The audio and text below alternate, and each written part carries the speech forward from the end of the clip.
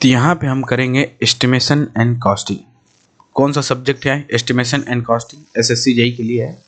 Concept के साथ PYQ भी रहेंगे, क्वेश्चन भी रहेंगे, पूरे पूरे नोट्स भी रहेंगे। कितने नंबर्स के आते हैं, वेटेज क्या है, इसका वेटेज है सबको पता ही होगा कि मिनिमम 7 मार्क्स के आते हैं और मैक्सिमम तो 10 मार्क्स है, मैक्स 10 है। मिनिमम कितना है? 6 to 7 फिक्स है ये। अब हम जान लेते हैं कि इसमें सिलेबस क्या है भाई। पढ़ेंगे हम अगर एस्टिमेशन ऑन कास्टिंग तो पहले जानेंगे सिलेबस क्या है, क्या क्या हमें पढ़ना है, क्या क्या नहीं पढ़ना है। तो इसमें 5 से 6 टॉपिक हैं जो हमें करने हैं। हम कोशिश करेंगे हर एक टॉपिक को वन शॉट में कवर करें और अच्छे से करें। क्या रहेगा इसमें? नोट्स रहेंगे, पूरे नोट्स जो भी है नोट्स, और क्वेश्चन रहेंगे जो अच्छे अच्छे क्वेश्चन है, और प्रैक्टिस रहेंगे, पीवाईक्यू रहेंगे, सब रहेंगे आपको। तो फर्स्ट यूनिट क्या है? इंट्रोडक्शन कि एस्टिमेशन क्या होता है, पर्पस क्या है एस्टिमेशन का, ये सब जानेंगे। प्रोसीजर क्या क्या होते हैं, ठीक है। रेट एनालिसिस क्या होता है? रेट एनालिसिस मतलब दिएगा सीमेंट क्या होता है, कंक्रीट में सीमेंट क्या होता है, सैंड क्या होता है, सैंड की रेट एग्रीगेट का, और किसका करेंगे? प्लास्टर का, और किसका करेंगे? स्टोन का, और किसका करेंगे? ठीक है, स्टोन हो गया, प्लास्टर हो गया, ब्रिक वर्क हो गया। ब्रिक वर्क में जानेंगे कितना ब्रिक है, कितना कंक्रीट है, अरे ब्रिक वर्क जानेंगे, ब्रिक कितना है और मोटार कितना है, ये सब जानेंगे।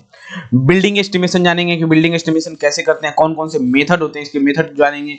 Long wall, short wall, cross, ये सब जानेंगे, कौन कौन से डिडक्शन होंगे, बिल्डिंग एस्टिमेशन जानेंगे। रेट एनालिसिस में रेट के बारे में चर्चा करेंगे। रोड एस्टिमेशन में रोड के बारे में चर्चा करेंगे कि कैसे इसका शेप होता है, कौन कौन से फॉर्मूले होते हैं। मेन इंपॉर्टेंट फार्मूला है, जो फार्मूला होता है हम उसको सर्वेइंग में पढ़ते हैं, रोड इसमें भी पढ़ते हैं। उसके बाद वैल्यूएशन पढ़ेंगे, वैल्यूएशन में कौन कौन से मेथड होता है,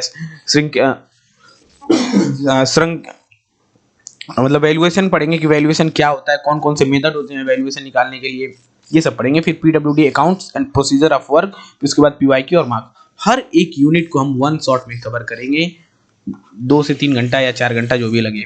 पहला जो सबसे वेटेज, जो सबसे इंपॉर्टेंट टॉपिक है वो मैं स्टार कर रहा हूँ। पहला 5 स्टार सबसे इंपॉर्टेंट, दूसरा रेट एनालिसिस, ये भी इंपॉर्टेंट, तीसरा वैल्यूएशन। ये 3 इंपॉर्टेंट, हमें 3 टॉपिक आने ही चाहिए। रोड एस्टिमेशन क्या है? आप सर्वेइंग के पार्ट के फॉर्मूले हैं वो देख लेंगे, उससे भी काम चल जाएगा, फॉर्मूले इसमें है बस। तो इसमें फॉर्मूले से भी काम चल जाएगा। बिल्डिंग एस्टिमेशन बहुत ही छोटा चैप्टर है, इसमें क्या करना है, बस कैलकुलेशन करना है, क्वांटिटी निकालना है, 2-3 मेथड है वो समझेंगे। तो आइए स्टार्ट करते हैं चैप्टर 1, क्या? Introduction and procedure of estimation. इसमें हमें पढ़ना क्या क्या है, मेरे टॉपिक कौन कौन से हैं इस चैप्टर 1 में। एस्टिमेशन है, एस्टिमेशन क्या होता है, पर्पस क्या है एस्टिमेशन का, ये भी जानेंगे। डेटा कौन कौन से रिक्वायर हो, ये सब बेसिक है, ये सब बेसिक है, आएगा तब भी ठीक, नहीं आएगा तब भी ठीक। इंपॉर्टेंट क्या है भाई? टाइप ऑफ एस्टिमेशन और यूनिट ऑफ मेजरमेंट, ये वेरी वेरी इंपॉर्टेंट है। इस यूनिट में हमें क्या पढ़ना है? टाइप ऑफ एस्टिमेशन और यूनिट ऑफ मेजरमेंट, ये टॉपिक हमें कवर करना है।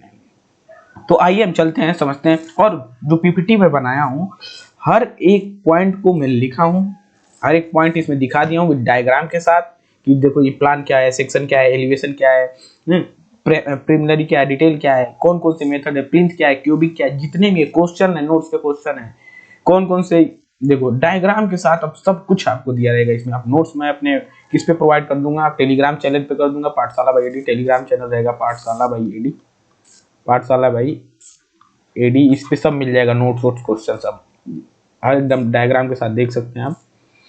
तो पूरा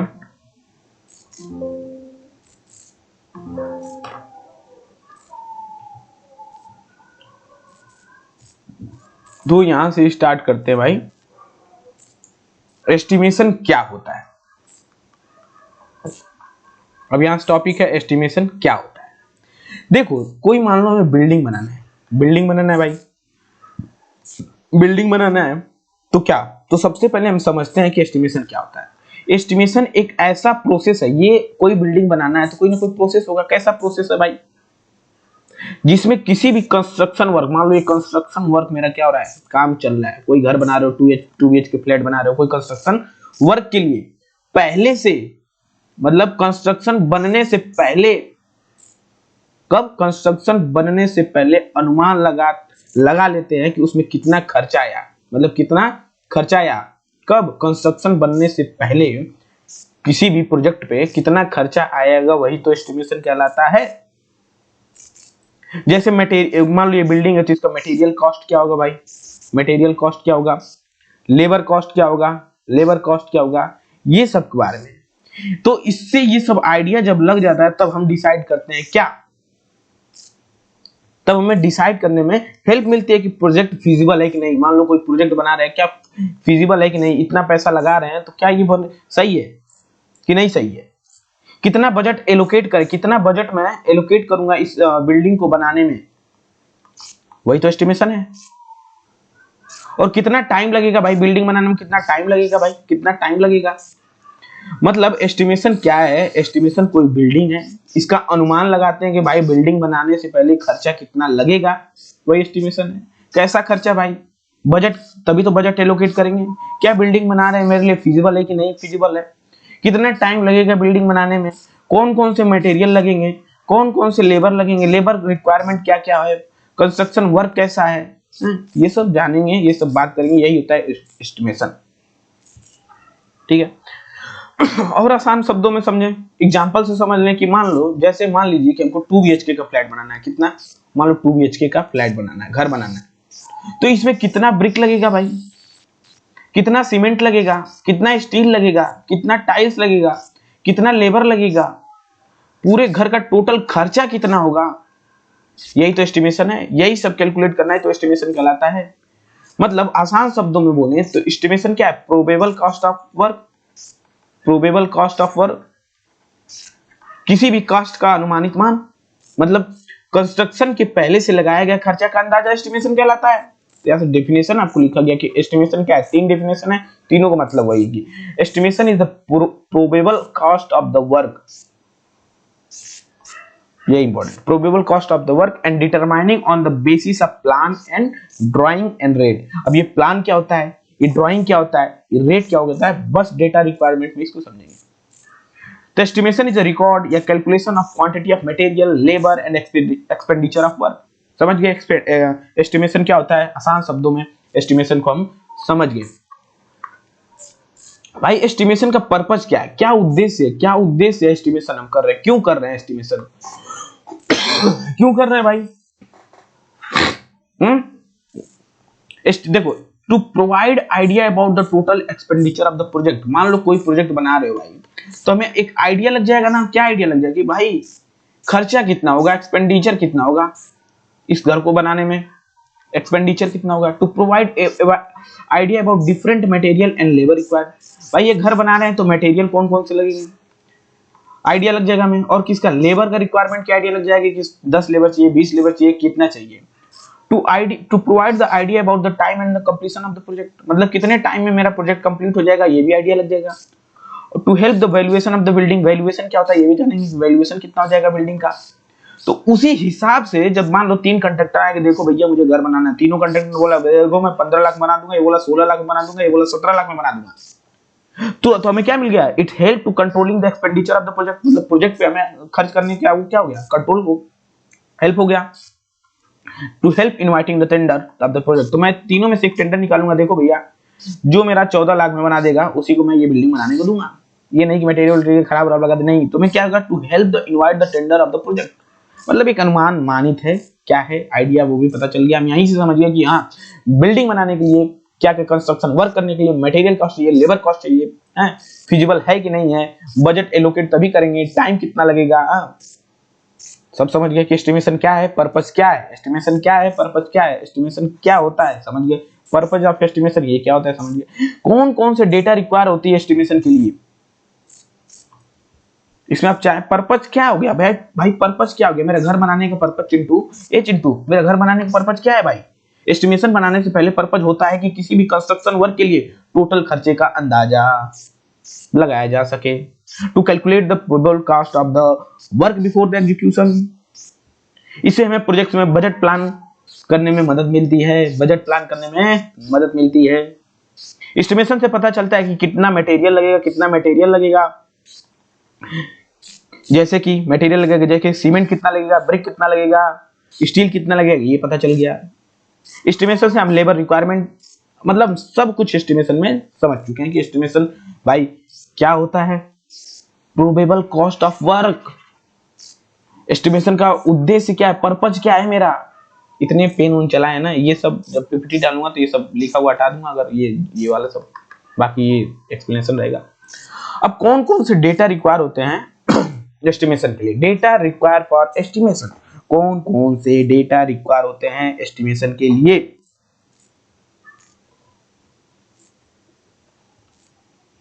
आइए एक एक करके समझते हैं। पहले होता है मेरे पास ड्राइंग, पेन का कलर चेंज करते हैं और एक सेकेंड, अब यहां से पढ़ेंगे ड्राइंग। अब ड्राइंग होता है, तीन चीज होते हैं डेटा रिक्वायर के लिए, ड्राइंग हो गया, स्पेसिफिकेशन हो गया और मेरा रेट हो गया।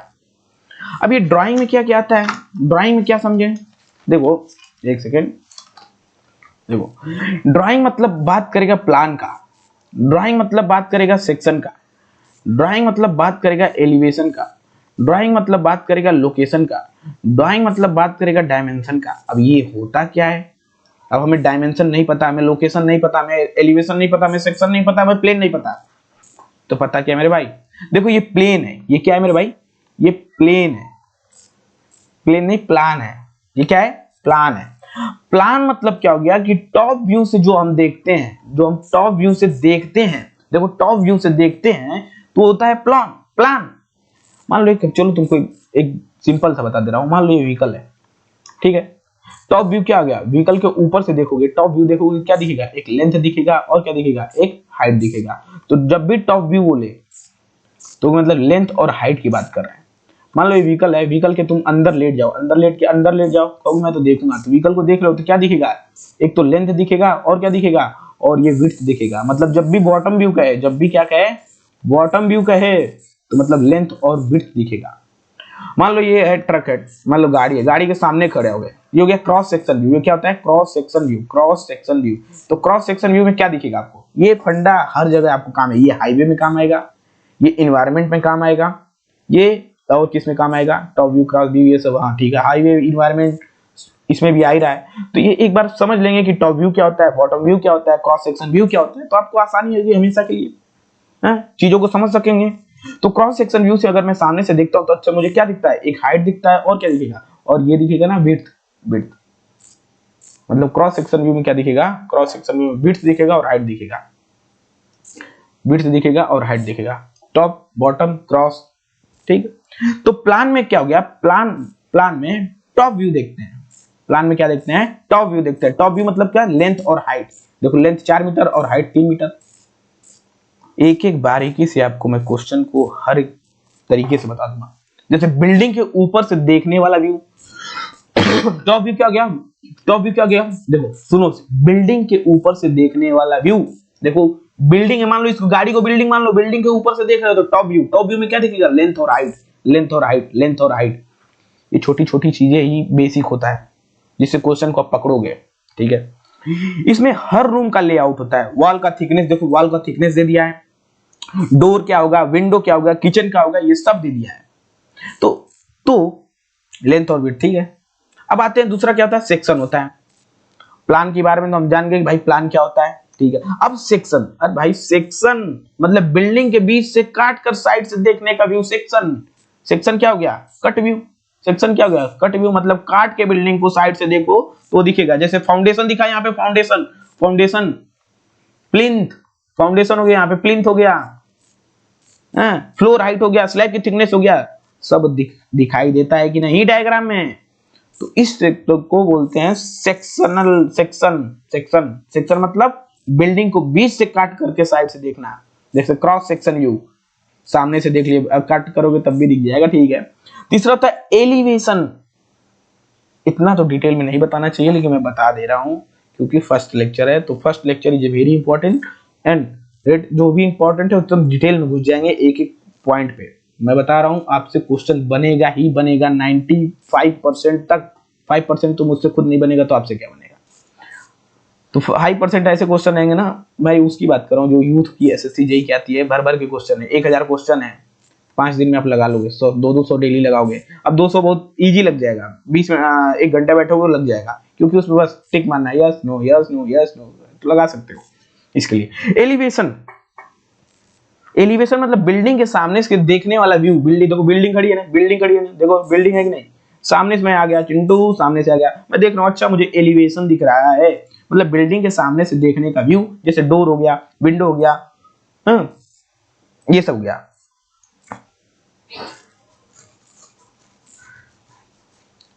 एस्टिमेशन में क्या काम है एलिवेशन का? अरे भाई प्लास्टर पेंट ये सब करने के लिए काम होता है। अब last and but not the list, location plan. Location plan क्या होता है? मतलब बिल्डिंग का साइट के अंदर का पोजीशन दिखाता है भाई, रोड कहाँ है, प्लॉट क्या है, डायरेक्शन क्या होता है। प्लान क्या, लोकेशन प्लान बताएगा, डायरेक्शन बताएगा, और क्या बताएगा, रोड बाउंड्री, ये सब बताएगा। ज्यादा ही चर्चा हो रहा है भाई। तो ड्राइंग में हमने क्या देखा कि भाई प्लान क्या होता है, सेक्शन देखा, एलिवेशन देखा, लोकेशन देखा, डायमेंशन देखा। Dimension LVH, length width height, यही डायमेंशन होती है भाई। तो आपको आता है तब भी ठीक, नहीं आता है तब भी ठीक। मुझे जितना आता था मैं यहाँ पे प्लान के बारे में बताया। प्लान क्या है, टॉप व्यू है, और सेक्शन क्या है, कट व्यू है, एलिवेशन क्या है ये भी बताया, लोकेशन पॉइंट क्या है ये भी समझाया। आता है तो ठीक, ये नहीं आता है तो कोई बात नहीं, घबराने की चिंता की बात ही नहीं है, क्योंकि ये पूछता ही नहीं है।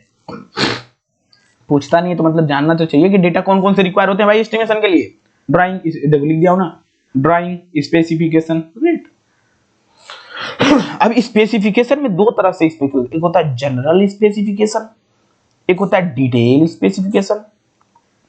अब जनरल नाम से ही पता चल रहा है, नेचर बताएगा भाई, और क्या बताएगा, क्लास बताएगा, और क्या बताएगा, quality of work material, quality of work material. अब nature, class, quality of work material, ठीक है, ओके। और डिटेल में क्या जाएंगे, क्वांटिटी, डिटेल भाई क्वांटिटी कितना है, प्रोपोर्शन क्या क्या लिए, तब भाई डिटेल में घुसना है ना। और मेथड ऑफ वर्क, कौन कौन सा मेथड ऑफ वर्क अप्लाई किए, ये सब बात करेंगे किसमें, स्पेसिफिकेशन में। स्पेसिफिकेशन किसमें, डिटेल में। अब देखो नेचर कहने का मतलब क्या है, nature of work. Nature of work मतलब किस टाइप का, नेचर ऑफ वर्क मतलब किस टाइप का काम है भाई। नेचर क्या है भाई काम का, आरसीसी वर्क है, ब्रिक मशीनरी है, प्लास्टरिंग है, क्या नेचर है काम का, किसमें आ जाएगा, स्पेसिफिकेशन में, general specification. Class, class of work मतलब कौन सा स्टैंडर्ड फॉलो कर रहे हो भाई, ordinary, first class, second class, कौन सा क्लास है, ओके। फिर थर्ड आता है quality of work and material. Quality of work material मतलब क्वालिटी ऑफ मटेरियल मतलब किस ग्रेड का सीमेंट, सैंड, स्टील यूज होगा भाई, वो होता है क्वालिटी ऑफ मटेरियल। अब ठीक है, अब डिटेल में जाना है, क्वांटिटी। अबे भाई क्वांटिटी मतलब समझ कितना मटेरियल लगेगा, क्वांटिटी बताना है। क्वांटिटी यूनिट वर्क है ना, कितना मटेरियल लगेगा पर यूनिट वर्क है। अब प्रोपोर्शन, प्रोपोर्शन मतलब क्या हो गया, सीमेंट, सैंड, एग्रीगेट का मिक्स रेशियो, कोई रेशियो में कोई चीज मिलाते हैं, किसी चीज को रेशियो मिलाते हैं, उसे कहते हैं प्रोपोर्शन। अब मेथड ऑफ वर्क, वही बात, काम करने का स्टेप बाय स्टेप प्रोसेस। कितना बेहतरीन ढंग से समझे कि ड्राइंग क्या होता है, स्पेसिफिकेशन क्या होता है, और रेट क्या होता है। आपको नहीं जानना है तो कोई दिक्कत नहीं, आपको तो बस आपको जानना है कि भाई डेटा की रिक्वायर क्या होती है, ड्राइंग होता है, और स्पेसिफिकेशन होता है, और रेट होता है। ये तीन चीजें होता है। और बहुत डिटेल में बता देना तो बता देना ड्राइंग क्या होता है। ड्राइंग में plan, section, elevation, location, dimension. और एडवांस में बताना तो प्लान क्या है, सेक्शन क्या है, एलिवेशन क्या है, लोकेशन क्या है, डायमेंशन क्या होता है। स्पेसिफिकेशन, स्पेसिफिकेशन कौन कौन सा है, general specification, detail specification. General specification में क्या आता है, नेचर आता है, क्लास आता है, क्वालिटी ऑफ वर्क मटेरियल आता है। नेचर क्या होता है इसको भी डिटेल में बता दिया, क्वांटिटी ऑफ वर्क सब बता दिया भाई। अब रेट, रेट में जब भी देखो एम रेट मतलब rate, unit rate of all item. Rate मतलब क्या समझ रहे हो, unit rate of all item. अरे भाई कोई चीज मान लो ये मटेरियल है, कहूंगा कितने रुपए का है, एक एक कितने का है, मैं कहूंगा 10 रुपया, दूसरा कितने, 5 रुपए का। मतलब हर एक आइटम की अलग अलग वैल्यू है, सेम है। मतलब मैन पावर भाई, इसमें तो मैन पावर का रेशियो, मैन पावर और मटेरियल, मैन पावर, मटेरियल और मशीन, ये तो रेट होगा। अरे भाई कोई बिल्डिंग घर बनाओगे तो क्या चाहिए, आदमी चाहिए, और क्या चाहिए, मटेरियल चाहिए, और क्या चाहिए, मशीन चाहिए, तीन ही चीज चाहिए। तो क्या उसी का तो रेट, हमें रेट चाहिए। तो हमको लगता है कि हम लोग बहुत ही अच्छे से इसको हम लोग सीख चुके मेरे भाई कि एस्टिमेशन क्या होता है, पर्पस क्या है। ठीक है, अब नेक्स्ट पे चलते हैं। अच्छा, डेटा रिक्वायर्ड हो गया, स्पेसिफिकेशन यहाँ भी लिख दिया हूँ, जनरल स्पेसिफिकेशन, डिटेल स्पेसिफिकेशन, बस बता देखो दिखाना था भैया, बस यही ये लिखना था और लिख के ये चले जाना था। लेकिन हम पूरा यहाँ पे आपको डिटेल में इसलिए बताए हैं क्योंकि आपको आगे जब चीजों को क्वेश्चन में देखेंगे तो आप plan, section, location, elevation, nature of class, quantity, quality, top view, cross view इन सबों में कंफ्यूजन नहीं होगा। अब चलते हैं टाइप ऑफ एस्टिमेशन, यहां से इंपॉर्टेंट शुरू होता है। अब तक नहीं आया तो कोई बात नहीं, यहां से आना चाहिए, यहां से स्टार्ट हो रहा है मेरा सब्जेक्ट एक्चुअल में। ठीक, अब हम पाएंगे टाइप ऑफ एस्टिमेशन। मैं एक करूंगा प्रीलिमिनरी एस्टिमेशन, एक कहूंगा डिटेल एस्टिमेशन। अब भाई प्रीलिमिनरी एस्टिमेशन क्या है, इसे और क्या बोल सकते हैं भाई? प्री मतलब अप्रोक्सीमेट एस्टिमेशन, अप्रोक्सीमेट एस्टिमेट बोलते हैं। और क्या बोलते हैं? और इसे एब्स्ट्रैक्ट एस्टिमेट बोलते हैं। और क्या बोलते हैं? और रफ एस्टिमेशन भी बोलते हैं। प्रीलिमिनरी एस्टिमेशन मतलब किसी भी कार्य को टेक्निकल या फाइनेंशियल परमिशन लेने के लिए जो एस्टिमेशन बनाया जाता है उसे ही हम कहते हैं प्रीलिमिनरी एस्टिमेशन।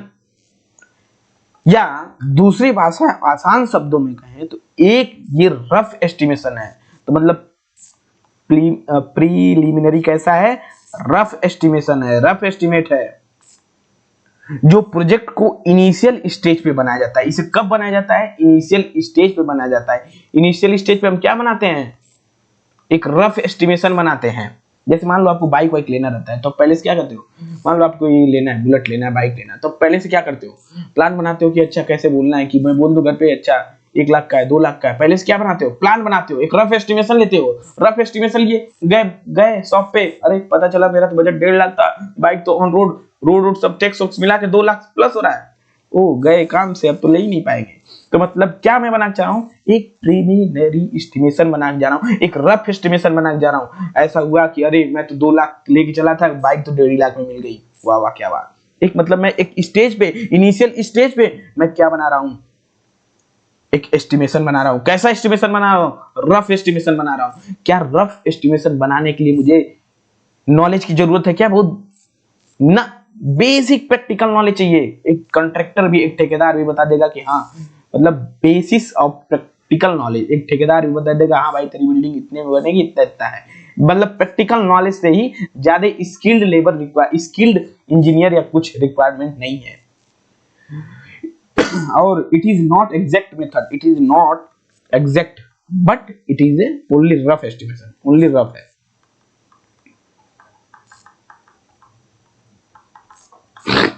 मतलब rough estimation to get an idea of cost before detail planning. Detail estimation तो अब डिटेल में समझेंगे भाई। डिटेल एस्टिमेशन क्या होता है थोड़ा सा बता दूं, क्योंकि प्री पढ़ेंगे, प्री पढ़ने के बाद हम यहाँ पे detail area, detail detail detail detail detail detail detail detail आया ही नहीं क्या? हाँ ये सब डिटेल, हाँ देखो यहाँ डिटेल एनालिसिस है, एस्टिमेशन है। तो यहाँ पे थोड़ा सा बेसिक दे दे रहा हूँ आपको क्या होता है। डिटेल एस्टिमेशन क्या होता है? ये एक्यूरेट और टाइम आइटम वाइज एस्टिमेशन। पहले कोई बोलेगा कि भैया डिटेल एस्टिमेशन क्या होता है, मैं बोलूंगा ये बहुत एक्यूरेट है भाई, एक्यूरेट एस्टिमेशन है।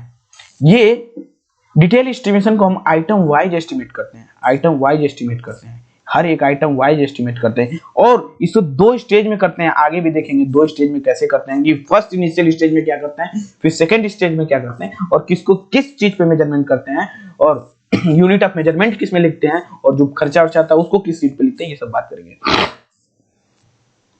अब यहां से समझेंगे प्रीलिमिनरी एस्टिमेशन के कितने टाइप्स होते हैं। पहला plinth area method, second cubical estimation, तीसरा यूनिट एस्टिमेट। अब एक एक करके समझते हैं क्या क्या होता है। प्लिंथ एरिया मेथड क्या होता है?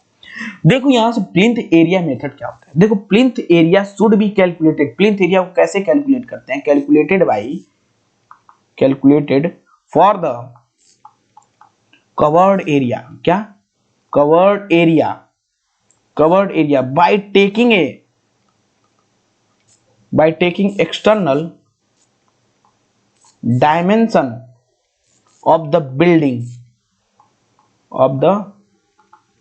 of floor level। मतलब देखो, प्लिंथ एरिया को जब भी हमें कैलकुलेट करना है तो external dimension of the building, covered area. Plinth area कैसा एरिया? प्लिंथ एरिया मैं जब भी बोलूं तो तुम मुंह से बोलना कवर्ड एरिया। प्लिंथ एरिया मतलब कवर्ड एरिया, प्लिंथ एरिया मतलब कवर्ड एरिया। यहीं से आपको सब रटवा दूंगा। देखो ये क्या है, ये क्या है? रूम के अंदर है, रूम के अंदर कारपेट एरिया है। कारपेट एरिया वो एरिया है जहां पे हम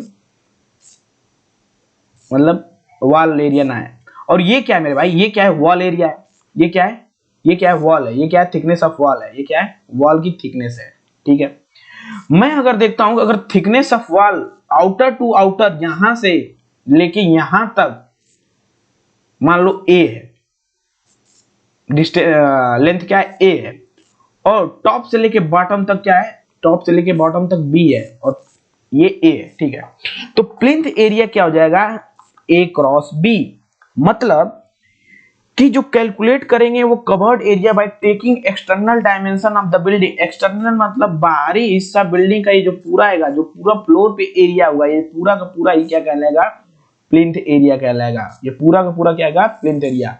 ये क्या है? आप जिस रूम में बैठे हो ये रूम है, ये रूम का क्या है? वॉल है। तो ये पूरा का पूरा एरिया विद इंक्लूडेड वॉल, ये क्या होता है? प्लिंथ एरिया होता है। पूरा का पूरा, ये पूरा का पूरा मतलब by covered area. Plinth area क्या बोलेंगे? Covered area. मतलब plinth area is calculated by the taking external dimension of the building at a floor level. ठीक है, प्लिंथ एरिया समझ में आ गया? प्लिंथ एरिया क्या है भाई? कवर्ड एरिया है। ये क्वेश्चन से पूरे बेहतरीन ढंग से समझ जाएंगे क्या है।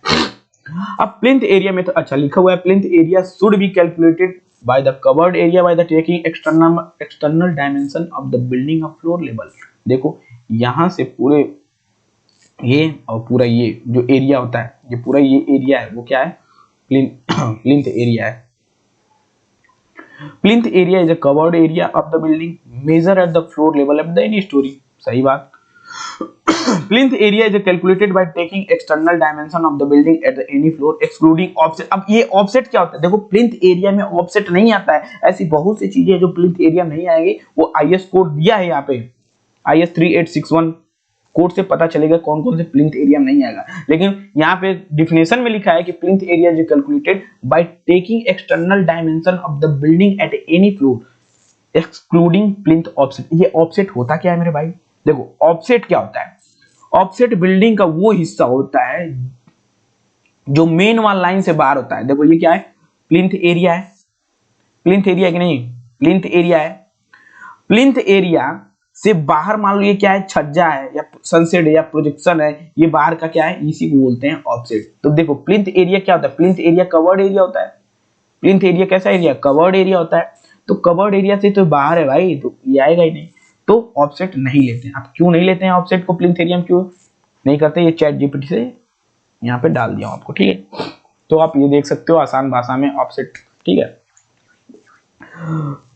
एक क्वेश्चन करते हैं फिर समझते हैं। देखो the plinth of a building is the from the square. देखो centre line dimension of inner wall 9.6 into 40.6।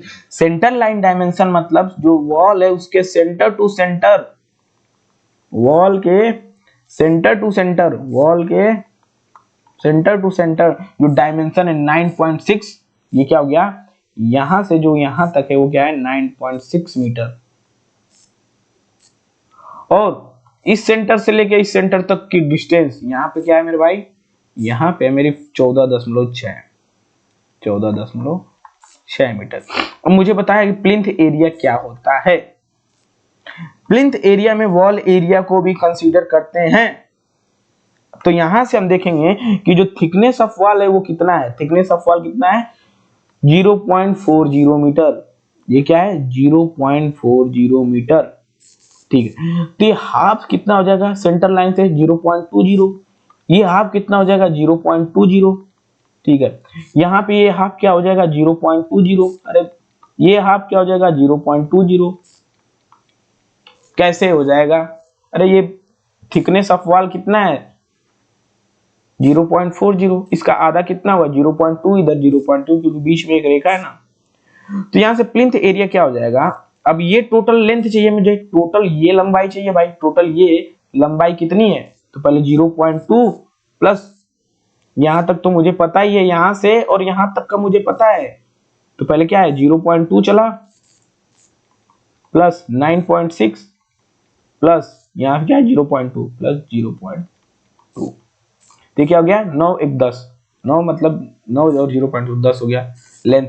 अब हमें क्या चाहिए ये वाला हाइट चाहिए, ये वाला, तो यहां तक क्या होगा 0.20, यहां से नीचे क्या होगा 0.20, क्यों हो रहा है क्योंकि थिकनेस ऑफ वॉल कितना है 0.40 मीटर, तो आधा ऊपर हो जाएगा आधा नीचे, लेकिन यहां से और यहां तक की मुझे पता है कितनी है 14.6, और 0.20 और 0.20 ऐड कर दोगे तो 15 आ जाएगा, मतलब 150 मीटर स्क्वायर आएगा इसका क्या प्लिंथ एरिया।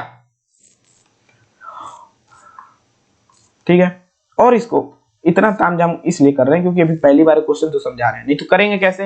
अच्छा ये 9.6 है और बोला कि यहां से लेके यहां तक है 9.6 और यहां से लेके यहां तक है कितना 14.6। अब ये देखो आधा इधर जोड़ना है आधा इधर जोड़ना है, ये देखो आधा इधर जोड़ना है आधा इधर जोड़ना है, आधा थिकनेस ऑफ वॉल इधर जोड़ना है आधा थिकनेस ऑफ वॉल इधर जोड़ना है, आधा थिकनेस ऑफ वॉल इधर जोड़ना है आधा थिकनेस ऑफ वॉल इधर जोड़ना है, आधा दमुल के थिकनेस ऑफ वॉल कितना हो गया पूरा हो गया, मतलब 9.6 था, आधा थिकनेस ऑफ वॉल ये जोड़ना है आधा थिकनेस ऑफ वॉल ये जोड़ना है, मतलब 0.4 जीना मतलब 10 जोड़ना है, टोटल 10 हो गया, देखो 10 आ गया।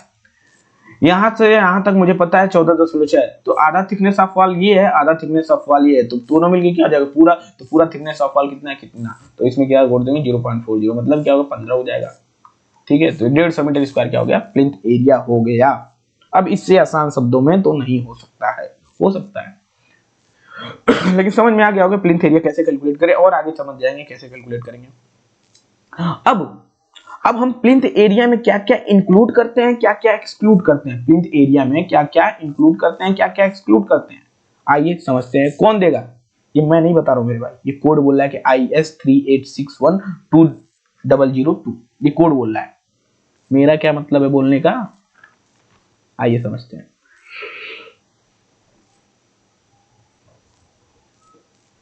देखिए for the purpose of plinth area follow shall be included. देखो पहला area of wall at the floor level excluded plinth offset set is any, मतलब area of wall at the floor level क्या करते हैं, area of wall floor level तक, मतलब जो मान लो ये रूम है, ये क्या है मेरा वॉल ऑफ थिकनेस है, तो प्लिंथ एरिया क्या होता है टोटल, ये मान लो ए हो गया क्योंकि बी, तो प्लिंथ एरिया क्या हो जाएगा ए क्रॉस बी, ये क्या है वॉल है, थिकनेस ऑफ वॉल है, तो देखो बोला कि at the area of wall plinth area में कैलकुलेट करेंगे, देख किएंगे नहीं, ए क्रॉस बी में एरिया ऑफ वॉल आएगा नहीं, हाँ तो आएगा, और बताया था कि प्लिंथ ऑफसेट नहीं करता है, दोनों चर्चा किए थे कि वॉल को हम ये पूरे वॉल तो आ रहा है भाई प्लिंथ एरिया में, लेकिन ऑफसेट नहीं आ रहा है। ठीक है, स्टेयर केस जो सीढ़ियां हैं कहाँ घर के अंदर अंदर हो घर के उसको भी क्या करेंगे इंक्लूड करते हैं। तीसरा क्या हो गया shaft for sanitary water supply installation electrical installation fire fighting AC lift, ये बात सोचो क्या हमें याद करना है, अबे भाई ये मेरा घर है, घर है ये वॉल है। ठीक है, अब मेरे इस वॉल के अंदर जितनी भी चीजें आएंगी वो प्लिंथ एरिया में इंक्लूड होंगी, बताओ, इसीलिए स्टेयर केस में कहा बोला हूं घर के अंदर हो, water supply installation electric installation fire fighting AC lift कहां हो रहा है, सब घर के अंदर है, तो सब प्लिंथ एरिया में आएगा मेरे भाई। ठीक है, अब चौथा है in case of open veranda with parapet, अब ये क्या है पैरापेट मान लो एक पॉइंट लिख रहा हूं फिर बता रहा हूं कि 100% of area for the portion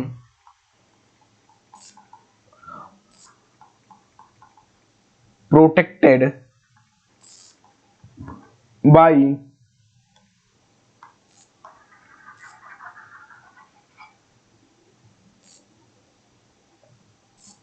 protected by projection above.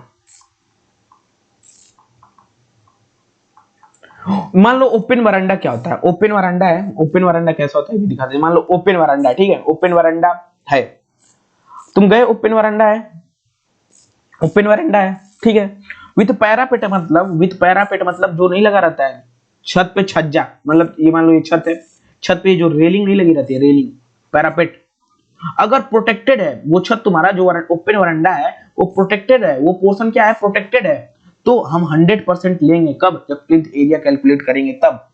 और एक पॉइंट 50% कब लेंगे, 50% of area for the portion unprotected, जब मेरा रेलिंग वोलिंग ना लगा हो छत पे, अगर ओपन वरांडा में मान लो छत है, ओपन वरांडा, छत पे अपने गए, छत पे तुम्हारे रेलिंग ही नहीं, रेलिंग मतलब ये जो सब जिससे हम बच जाते हैं गिरना उड़ना ये सब, वो अगर नहीं लगा हो, अनप्रोटेक्टेड हो, तो 50% ऑफ द प्रोजेक्शन लेते हैं, मतलब 50% area for the projection unprotected by projection above, unprotected by projection above. ज्यादा हो गया क्या? बस याद क्या करना है मुझे, 100%, अरे भाई 100% लेंगे जब प्रोटेक्टेड होगा, जब प्रोटेक्शन मतलब सॉरी, जब तुमको कोई, ऐसे याद रखो ना, जब तुमको कोई प्रोटेक्ट करता है या जब तुम, हाँ, जब कोई तुमको प्रोटेक्ट करता है वो भाई 100% प्रोटेक्ट करेगा, तो मतलब ये समझ जाना, जब प्रोटेक्शन आएगा तो 100%। भाई प्रोटेक्शन नहीं, अनप्रोटेक्टेड है, ओ भाई गए काम से 50-50 चांस है, हो भी सकता है नहीं भी हो सकता है क्या, ओके ठीक है, तो यहाँ से ऐसे याद कर सकते हो, मुझे तो ऐसे याद है विद बाद की। अब ये क्या है भाई, एक और बात, ये है एल्कोव, राजा महाराजाओं घर के छोटे बेटे बैठ जाए और यहाँ से आदेश दे क्या करना है, क्या खाना है, क्या पीना है। ये गांव में ऐसे हम लोग ताका इसको बोलते, ताका, जिसपे पहले मूवी में देखते होगे, इसको बोलते हैं एल्कोव। अब ये क्या होता है, देखो इसमें इसके ये इसको भी प्लिंथ एरिया में इंक्लूड करते हैं, ये लास्ट पॉइंट है, 1 2 3 4 5 फिफ्थ लास्ट 6, ये क्या है, इसके हाइट पे डिपेंड करेगा। मान लो इसका हाइट क्या है, यहां से यहां तक इसका हाइट मान लो ये अच्छा, ठीक है, एल्कोव मेड बाय कैंटिलीवर स्लैब, ठीक है। अब देखो अगर जब हाइट क्या हो, 1 मीटर हो, जब हाइट क्या हो मेरे भाई 1 मीटर हो, तो 25%, यहां से लिख देता हूं, देखो 25% एरिया ऑफ एबव, कब, जब हाइट क्या हो 1 मीटर हो, जब हाइट क्या हो 1 मीटर हो, और 50% area of above, 50% of area above of height 1 से 2 मीटर के बीच में हो। 100% कब लेंगे, जब 2 मीटर से ज्यादा हो, above of height is equal to greater than 2 metre.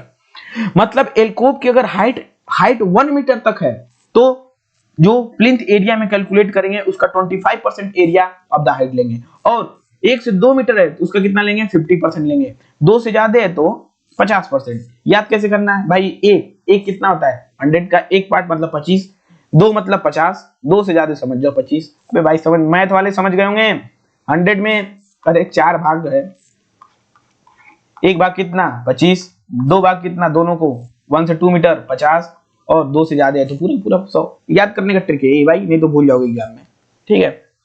ये कौन दिया है, ये सब कौन दिया है, मैं नहीं दिया हूं, एज पर कोड है, as per IS code, as per code किया आईएस 3861। ये कोड याद करने की जरूरत नहीं है, बस दिमाग में ऐसे 1-2 बार देख लेना, ठीक है, नहीं तो बाकी कोई दिक्कत नहीं है। अब प्लिंथ एरिया में हम लोग देख चुके क्या क्या इंक्लूड किए, क्या क्या कंक्लूड किए,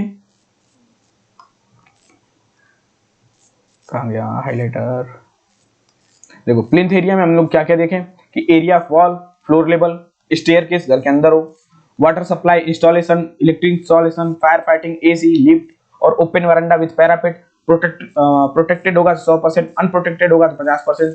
ट्रिक क्या याद करने की ये भी बता दिया। उसके बाद एज पर हाइट, अब एल्कोव की बात करते हैं। एल्कोव क्या होता है, एल्कोव डायग्राम से आप समझ सकते हैं, देख सकते हैं, made by the cantilever slab, और एलकोप के कोड बोलता है कि अगर हाइट 1 मीटर तक है तो उसका 50% लेंगे, 1 से 2 मीटर है तो अरे 1 मीटर है तो 25% लेंगे, 1 से 2 मीटर है तो 50% लेंगे, 2 से ज्यादा है तो 100% लेंगे। याद कैसे करना है ये बता दिया। यही 2 चीजें तो याद करनी है, बाकी तो तुम्हें ऐसे ही समझ जाओगे। अच्छा घर के अंदर क्या है, वॉल है, वॉल ही तो आएगा, ये वॉल एरिया पता हो गया भाई। ऑफसेट नहीं होता है, स्टेयरकेस घर के अंदर है तो होगा, वाटर सप्लाई घर के अंदर, इंस्टॉलेशन इलेक्ट्रिक ये सब घर के अंदर है तो मेरा प्लिंथ एरिया होगा। अब ओपन वरांडा हम कहेंगे प्रोटेक्शन यूज करोगे तो 100%, अरे सॉरी मतलब वैसे याद कर लो कि कोई मुझे प्रोटेक्ट कर रहा है तो एरिया 100%, नहीं प्रोटेक्ट कर रहा है तो 50% लेंगे, याद हो जाएगा। यहाँ पे हाइट 1 मीटर है मतलब 4 का 1 भाग 25%, 4 का 2 भाग 50%। ये ट्रिक बता रहा हूँ याद करने का, एग्जाम में ऐसे ही याद हो जाएगा आपको, अब भूलने की जरूरत नहीं है। चलते हैं नेक्स्ट टॉपिक। अब बताओ मेरे भाई क्या क्या नहीं लेते हैं, क्या क्या एक्सक्लूड करते हैं, क्या क्या प्लिंथ एरिया में नहीं आता, उसकी चर्चाएं करेंगे हम। बता देते तो बढ़िया रहता भैया। हम कहेंगे एरिया ऑफ लॉफ्ट, मतलब उसको बोलते हैं ओपन कैंटिलीवर। एक मान लो open cantilever, open cantilever, open cantilever. गांव जैसे पटनी उटनी देखे होगे, पटनी, पटनी मतलब जिसपे हम घर होता है सामान फेंक देते हैं ऊपर, पटनी देखो कहां गया लॉफ्ट, ये क्या है, यही है एरिया ऑफ लॉफ्ट, मतलब कैंटिलीवर पटनी को ही तो बोलते हैं area of loft. Area of vertical sun breaker, sun breaker को भी प्लिंथ एरिया में नहीं कंसीडर करते हैं। वर्टिकल सन ब्रेकर कहाँ है, ये मेरे भाई, ये वर्टिकल सन ब्रेकर है, ये वर्टिकल सन ब्रेकर है। अब ऐसे देखो ये तो रूम के बाहर है, इसका कोई काम ही नहीं है। अब ये मैं नहीं बोल रहा हूँ मेरे भाई, ये कोड बोल रहा है, तो मैं तो बस समझाने के लिए एक तुम्हें वो दे रहा हूँ कि हाँ ये जो होता है बाहर होता है, मतलब प्लिंथ एरिया में नहीं आएगा। मैं ऐसे समझाने की कोशिश कर रहा हूँ कि तुम्हें भूलो ना। कॉर्निस, कॉर्निस ये क्या होता है, डेकोरेटिव पर्पज के लिए करते हैं। कॉर्निस ये क्या है, कॉर्निस। अब देखो घर के बाहर, अच्छा ये प्लिंथ एरिया में नहीं आएगा। हाँ अब ये मत समझना कि वॉल एरिया बोले हैं तो इसी में आ जाएगा, मैं एक ट्रिक दे रहा हूँ एक समझने के बाद। ये तो कोड बोला रटो, मैं समझा रहा हूँ। देखो ये घर के बाहर है, घर के बाहर है, देखो ये भी घर के बाहर है, ये भी घर के बाहर है। मैक्सिमम आपको ऐसी चीजें मिल जाएंगी, ये सब प्लिंथ एरिया में इंक्लूड नहीं होती है। ठीक है, area of open platform, open platform ये क्या है, ये है यही है area of open platform, area of open platform. ये क्या है, वरांडा। ये देखो स्पाइरल स्टेयरकेस, स्पाइरल स्टेयरकेस देखो घर के बाहर है, स्पाइरल स्टेयरकेस। ठीक है, ये क्या है, ममटी, ममटी मतलब जो घर के छत के ऊपर लगा रहता है, ये होते हैं ममटी बोलते हैं, ममटी। ये क्या है, डोम, एरिया ममटी है भाई, इसको डोम्स बोलते हैं। ठीक है, तो समझ गए कि क्या क्या क्या हम नहीं इंक्लूड, क्या क्या इंक्लूड नहीं करते हैं। Area of loft cantilever, open cantilever, area of vertical sun breaker, cornice, cornice ये रहा, एरिया ऑफ ओपन प्लेटफॉर्म या टेरेस, ये हुआ टेरेस या ओपन प्लेटफॉर्म, और ओपन स्पाइरल या स्टेयरकेस ये भी हो गया। एरिया ऑफ ममटी ये देखो ये भी हो गया, और टावर्स डोम्स ये हो गया, डोम देखो ये हो गया डोम। ये वर्टिकल सन ब्रेकर ये क्या हो गया, वर्टिकल सन ब्रेकर्स। और कोर्टयार्ड, कोर्टयार्ड मतलब आंगन, कोर्टयार्ड मतलब आंगन, कोर्टयार्ड मतलब आंगन। आंगन कहाँ है, ये भी यही कोर्टयार्ड आंगन, यहीं पे एक डायग्राम था यार।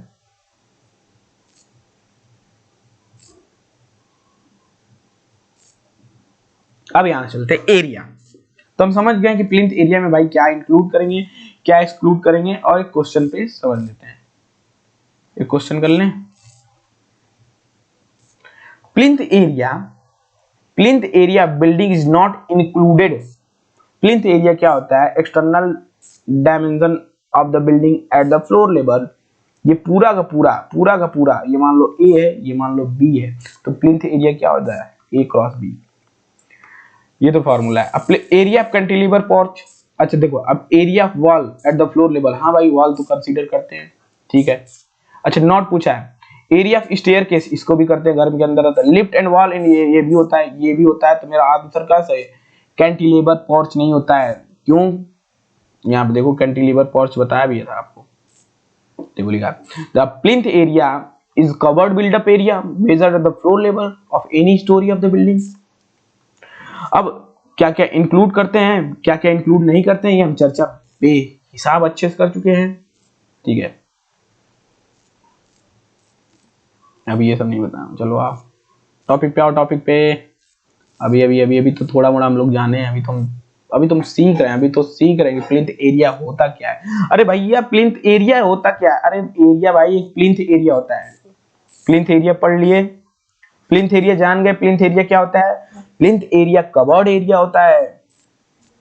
और कौन सा एरिया होता है? और एक होता है फ्लोर एरिया। अरे बाप रे बाप, फ्लोर एरिया क्या है? अगर अगर अगर समझो समझो समझो, ये क्या है, ये क्या है, ये रूम है, ये थिकनेस ऑफ वॉल है। अगर मैं ये वॉल की थिकनेस को मैं हटा देता हूं प्लिंथ एरिया में से, अगर मैं प्लिंथ एरिया में से वॉल के एरिया को हटा देता हूं, तो वही मेरा क्या है? फ्लोर एरिया होता है। वही मेरा क्या है? फ्लोर एरिया होता है। Plinth area minus wall area, wall area को निकाल दो। वॉल एरिया का मतलब ये वाला जो पार्ट होता है वो क्या होता है? फ्लोर एरिया होता है। ये वाला पार्ट क्या होता है? फ्लोर एरिया होता है, ये वाला पार्ट। अब सर्कुलेशन एरिया क्या? अच्छा, फ्लोर एरिया में दो तरह से बात फिर आ गई, सर्कुलेशन एरिया और सेकंड कारपेट एरिया। ये सब टर्म सुना सुना लग रहा होगा कि carpet area, circulation area, floor area, plinth area. Plinth area का तो ऑपरेशन हो गया, खत्म काम। प्लिंथ एरिया फॉर्मूले जान गए। अब फ्लोर एरिया, फ्लोर एरिया जान गए। प्लिंथ एरिया में से अगर वॉल एरिया को घटा दो तो भाई वो फ्लोर एरिया। लेकिन सर्कुलेशन एरिया, सर्कुलेशन एरिया मतलब क्या? मूवमेंट। कैसे चलोगे भाई? ये तुम हो, ऐसे चले डंडन डंडन डंडन डंडन डंडन, सीधी रेखा में चले, सीधी रेखाओं में चले। थोड़ा सा डायग्राम को हटाया जाए। सर्कुलेशन एरिया किसके लिए? मूवमेंट के लिए। मूवमेंट कैसा होगा? यहां से खड़े हो, मूवमेंट कैसा होगा? या तो हॉरिजॉन्टल होगा या तो वर्टिकल होगा। यहां से चले गए, यहां पे मान लो घर है किसी का, यहां पे जाना है मुझे, ठीक है। पहले मैं क्या जाऊंगा? हॉरिजॉन्टल, फिर क्या चलूंगा? लेफ्ट लूंगा, वर्टिकल। मतलब सर्कुलेशन एरिया वो एरिया है, दो तरह से हो गए, वर्टिकल, एक क्या हो गया? Vertical circulation area, vertical circulation area, and second हो गया horizontal circular area, horizontal circulation area. दो पॉइंट लिखो, vertical circulation area and horizontal circulation area, ठीक है। ये दो तरह से हो गया। फिर से समझ लेते हैं एरिया।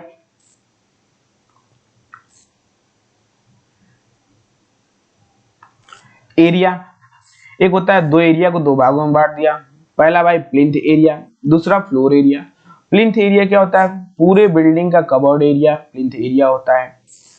फ्लोर एरिया क्या होता है? फ्लोर एरिया क्या होता है? पूरे में से वॉल एरिया को तुम माइनस कर दो, वो होता है फ्लोर एरिया। फ्लोर एरिया में क्या करोगे? टैलो सर्कुलेशन एरिया होता है। सर्कुलेशन में तो जिसमें मूवमेंट हो, जिसमें मूवमेंट हो, जिस एरिया में मूवमेंट हो, मूवमेंट कहाँ हो सकता है? यहाँ भी हो सकता है, ऊपर भी, नीचे भी हो सकता है। वर्टिकल मतलब ऊपर कैसे जाओगे? लिफ्ट से जाओगे, स्टेयर से जाओगे। वर्टिकल कैसे जाओगे? या तो लिफ्ट से जाओगे भाई, या तो सीढ़ी से जाओगे, या तो लिफ्ट से जाओगे, या तो स्टेयर से जाओगे। इस एरिया को, इस सर्कुलेशन एरिया को वर्टिकल सर्कुलेशन एरिया कहते हैं। क्या? लिफ्ट हो गया, स्टेयर्स हो गया, ये सब क्या है? ये सब मेरे हैं वर्टिकल सर्कुलेशन एरिया। ये इसमें इंपॉर्टेंट क्या है? 4 से 5% ऑफ प्लिंथ एरिया ही लेते हैं। आगे डिटेल में बात करेंगे। 4 से 5% जो इंपॉर्टेंट है मैं इसी स्लाइड में लिख दे रहा हूं, इसके आगे, ठीक है। अब horizontal circulation area, horizontal movement जो करते हैं, जो हॉरिजॉन्टल मूवमेंट करते हैं वो सर्कुलेशन एरिया ही कहलाता है हॉरिजॉन्टल सर्कुलेशन एरिया। इसमें एग्जांपल के तौर पे अगर मैं बात करूं तो क्या हो गया? अरे भाई तुम सोचो ना, सीधे सीधे कहां से जाओगे? Veranda, entrance room. कहां गए भाई? एंट्रेंस रूम आ जाता है, एंट्रेंस रूम आ गया। और क्या आ गया? और सोचो, वरंडा आ गया, गलियारा आ गया,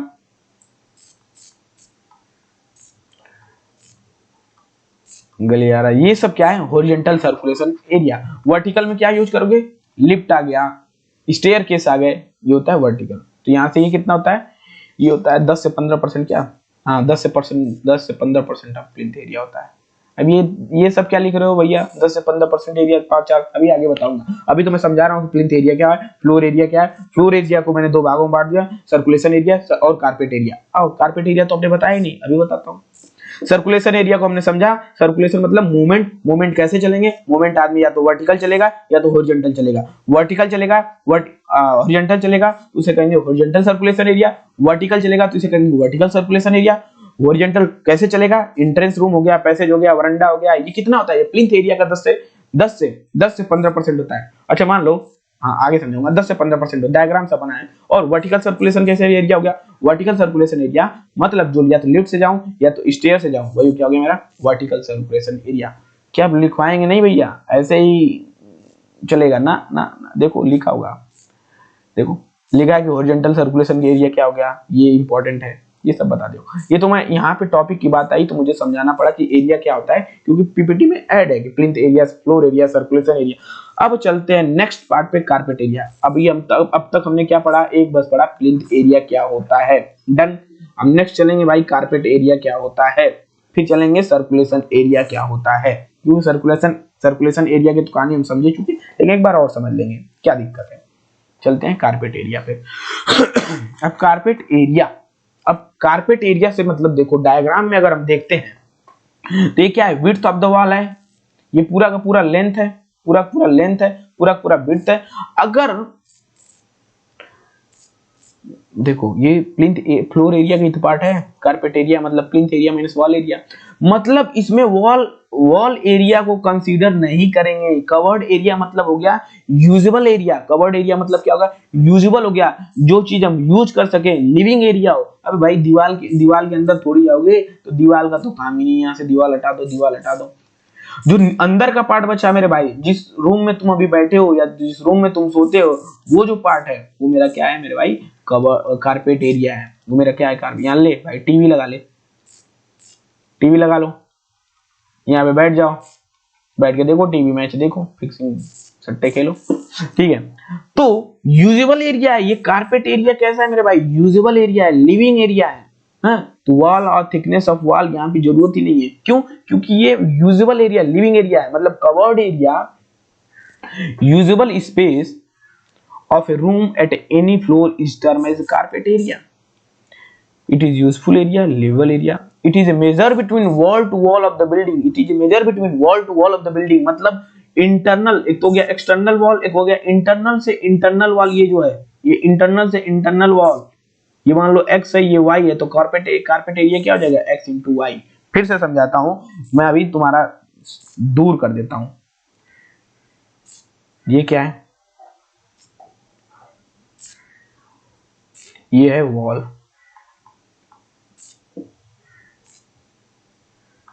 यहां से यहां तक का लेंथ है ए, और यहां से यहां तक का बी। तो प्लिंथ एरिया क्या हो जाएगा, ए क्रॉस बी। अगर मैं कारपेट एरिया पूछूं तो ये जो देखो ये वॉल है, ये वॉल है, वॉल के इंटरनल से देखो, वॉल टू वॉल इंटरनल, ये मान लो एक्स है, ये मान लो वाई है, क्या कारपेट एरिया क्या हो जाएगा, एक्स क्रॉस वाई। मतलब हमें अंदर से मतलब है, वॉल के थिकनेस से नहीं मतलब है। मतलब measure between wall to wall, कौन सा वॉल, एक्सटर्नल की इंटरनल, अरे भाई इंटरनल वॉल। अब कारपेट एरिया में क्या क्या चीजें नहीं आती है भाई, ये भी तो जान ले, are not included in the carpet area. Carpet area में क्या क्या नहीं आता है, देखो ये जो रेड से देखो, रेड से वॉल, ये खुद ही इतना अच्छा फिगर है। ये देखो थिकनेस ऑफ वॉल है, थिकनेस ऑफ वॉल। तो मतलब वॉल एरिया कारपेट एरिया में नहीं आएगा। आएगा क्या, दीवार के अंदर चल दोगे क्या। कारपेट एरिया क्या है, यूजेबल एरिया, लिवेबल एरिया।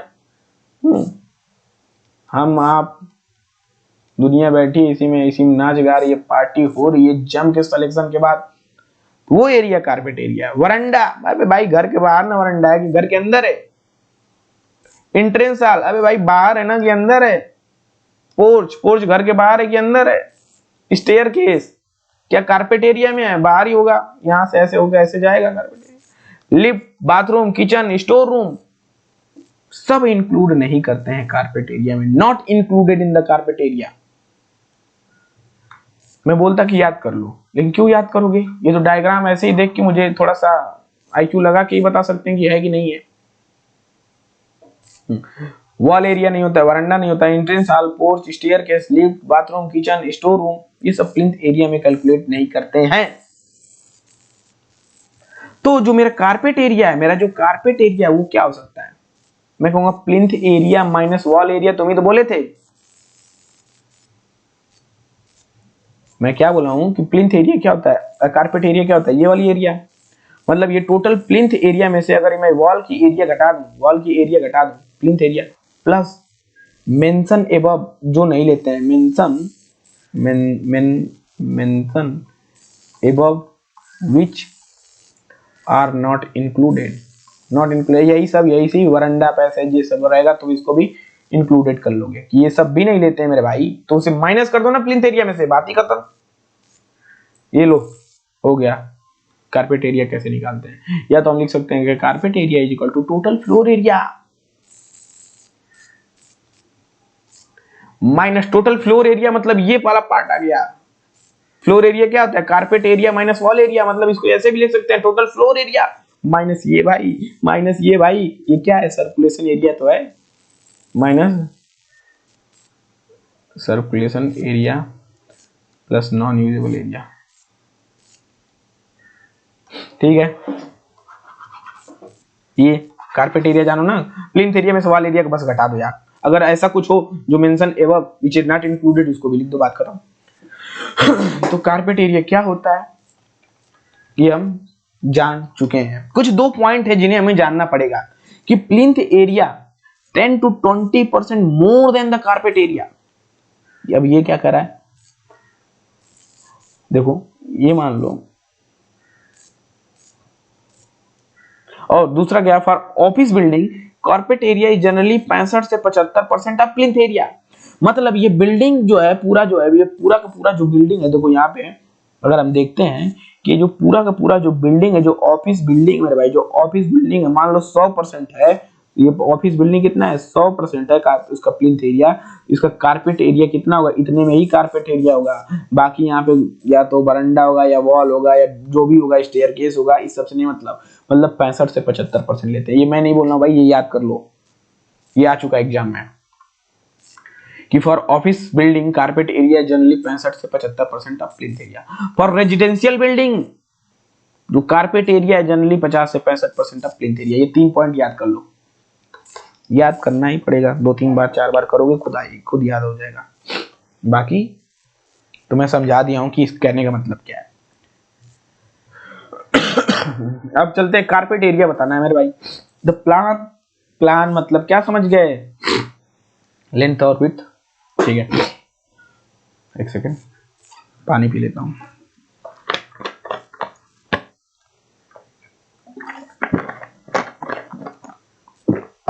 देखो रेक्टेंगुलर सेंटर लाइन डायमेंशन कितना दिया है आउटर वॉल का, 10.3 थे। मतलब ये है 10.3 मीटर, और यहां से लेके यहां तक का जो है वो है 15.3। अब मुझे कारपेट एरिया निकालना है तो क्या होगा, या तो plinth area minus wall area कर दो। लेकिन हम क्यों करें भाई, अब जाने हम प्लिंथ एरिया निकालने हैं फिर वॉल एरिया माइनस करें ना।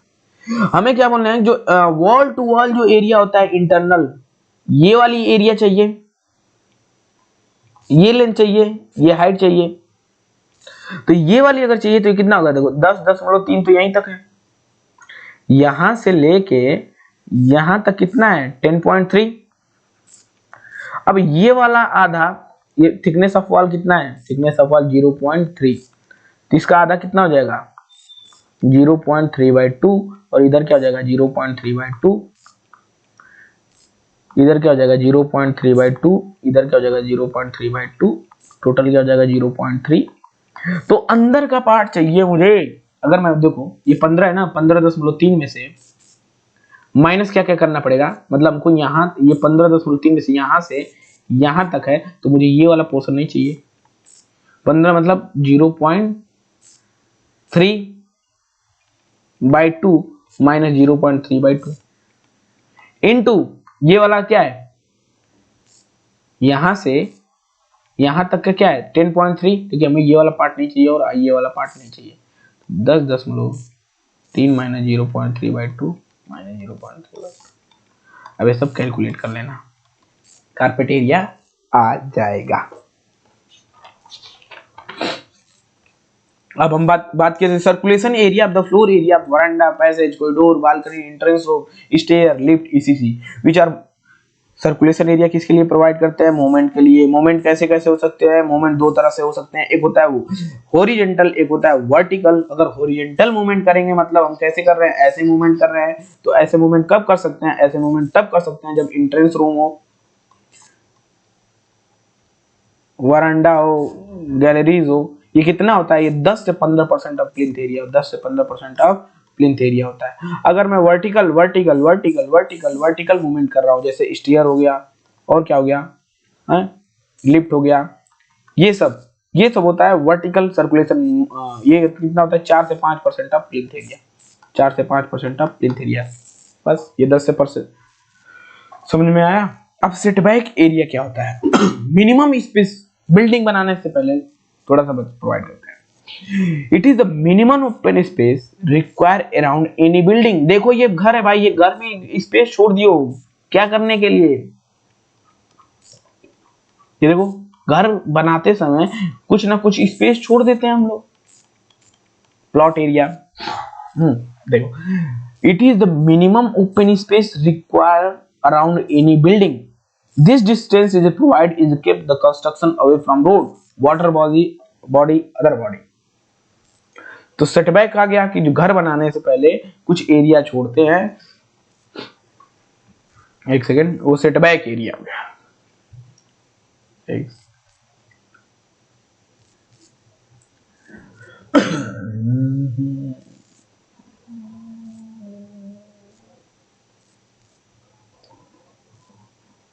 अब हम यहां से किससे चलते हैं? सेटबैक एरिया हो गया। देखो सेटबैक, साइड सेटबैक, रेयर मतलब पीछे का सेटबैक, साइड सेटबैक। ये सेटबैक मतलब मिनिमम ओपन स्पेस है रिक्वायर अराउंड द बिल्डिंग। किसी भी बिल्डिंग के एक ओपन स्पेस रिक्वायर होता है, वो जो रिक्वायर स्पेस है वही सेटबैक एरिया हो गया। देखो एकदम डायग्राम से क्लियर, ये जानने की जरूरत ही नहीं सेटबैक एरिया क्या होता है। डायग्राम देखा, बिल्डिंग बनाया, अगल बगल जो जमीन एरिया खाली है उसे ही तो हम सेटबैक एरिया कहते हैं। नेक्स्ट आते हैं फ्लोर एरिया रेशियो, FAR या FSI। फ्लोर एरिया रेशियो क्या? देखो ये टोटल मेरा क्या है? प्लॉट एरिया है।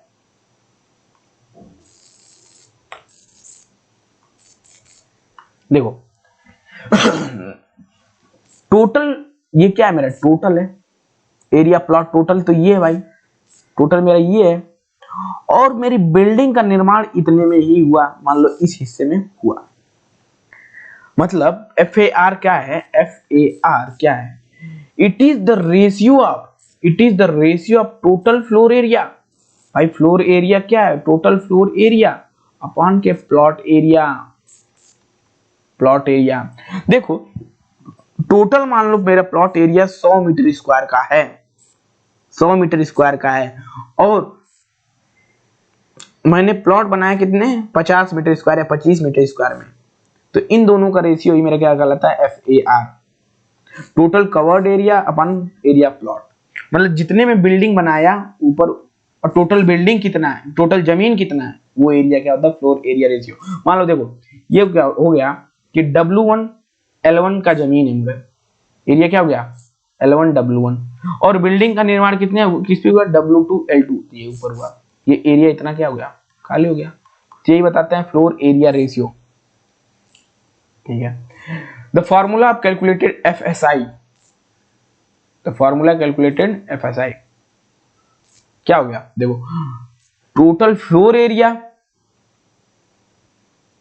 अपन plot area, total floor area अपन FSI। देखो ये दोनों सेम बात है, FAR और FSI क्या है?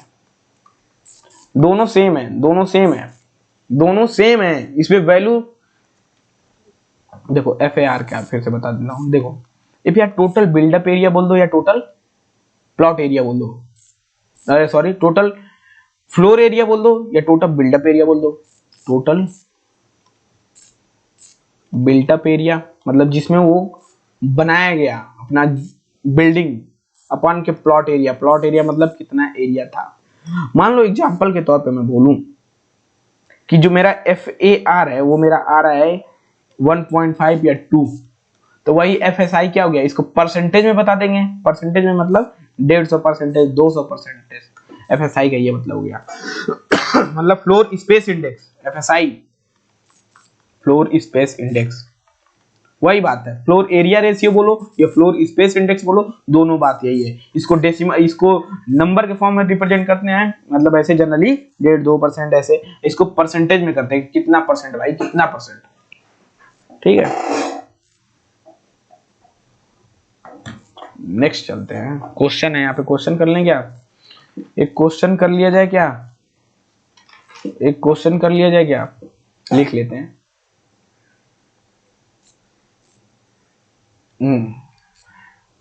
The sheltered area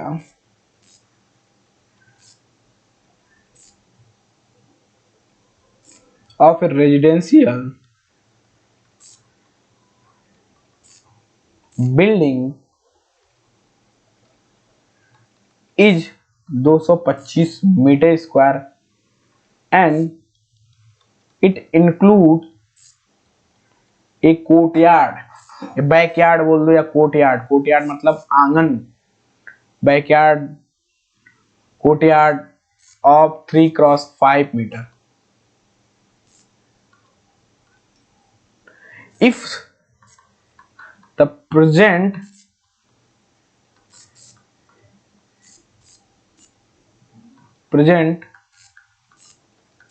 plinth area rate for similar building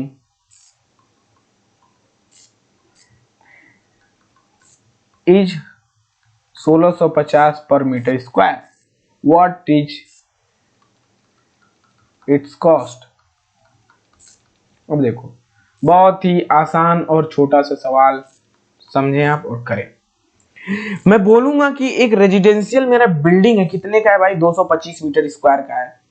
ये मेरा बिल्डिंग है भाई, ये कितने का है? 225 मीटर स्क्वायर का है। ठीक है,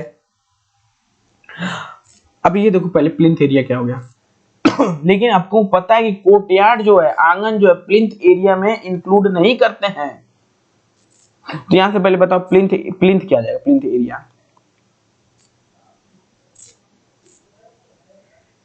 शेल्टर्ड एरिया क्या है? जो रेजिडेंशियल बिल्डिंग का जो एरिया है, रेजिडेंशियल बिल्डिंग का जो एरिया है, अगर इसमें से मैं कोर्टयार्ड को माइनस कर दूं तो वही मेरा प्लिंथ एरिया हो गया, प्लिंथ हो गया। हटाओ यार, ऐसे मत समझो, ये फॉर्मूले के चक्कर में पढ़ना ही नहीं कभी।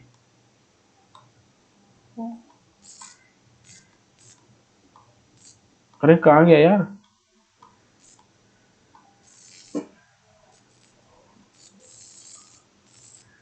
क्वेश्चन कहां गया?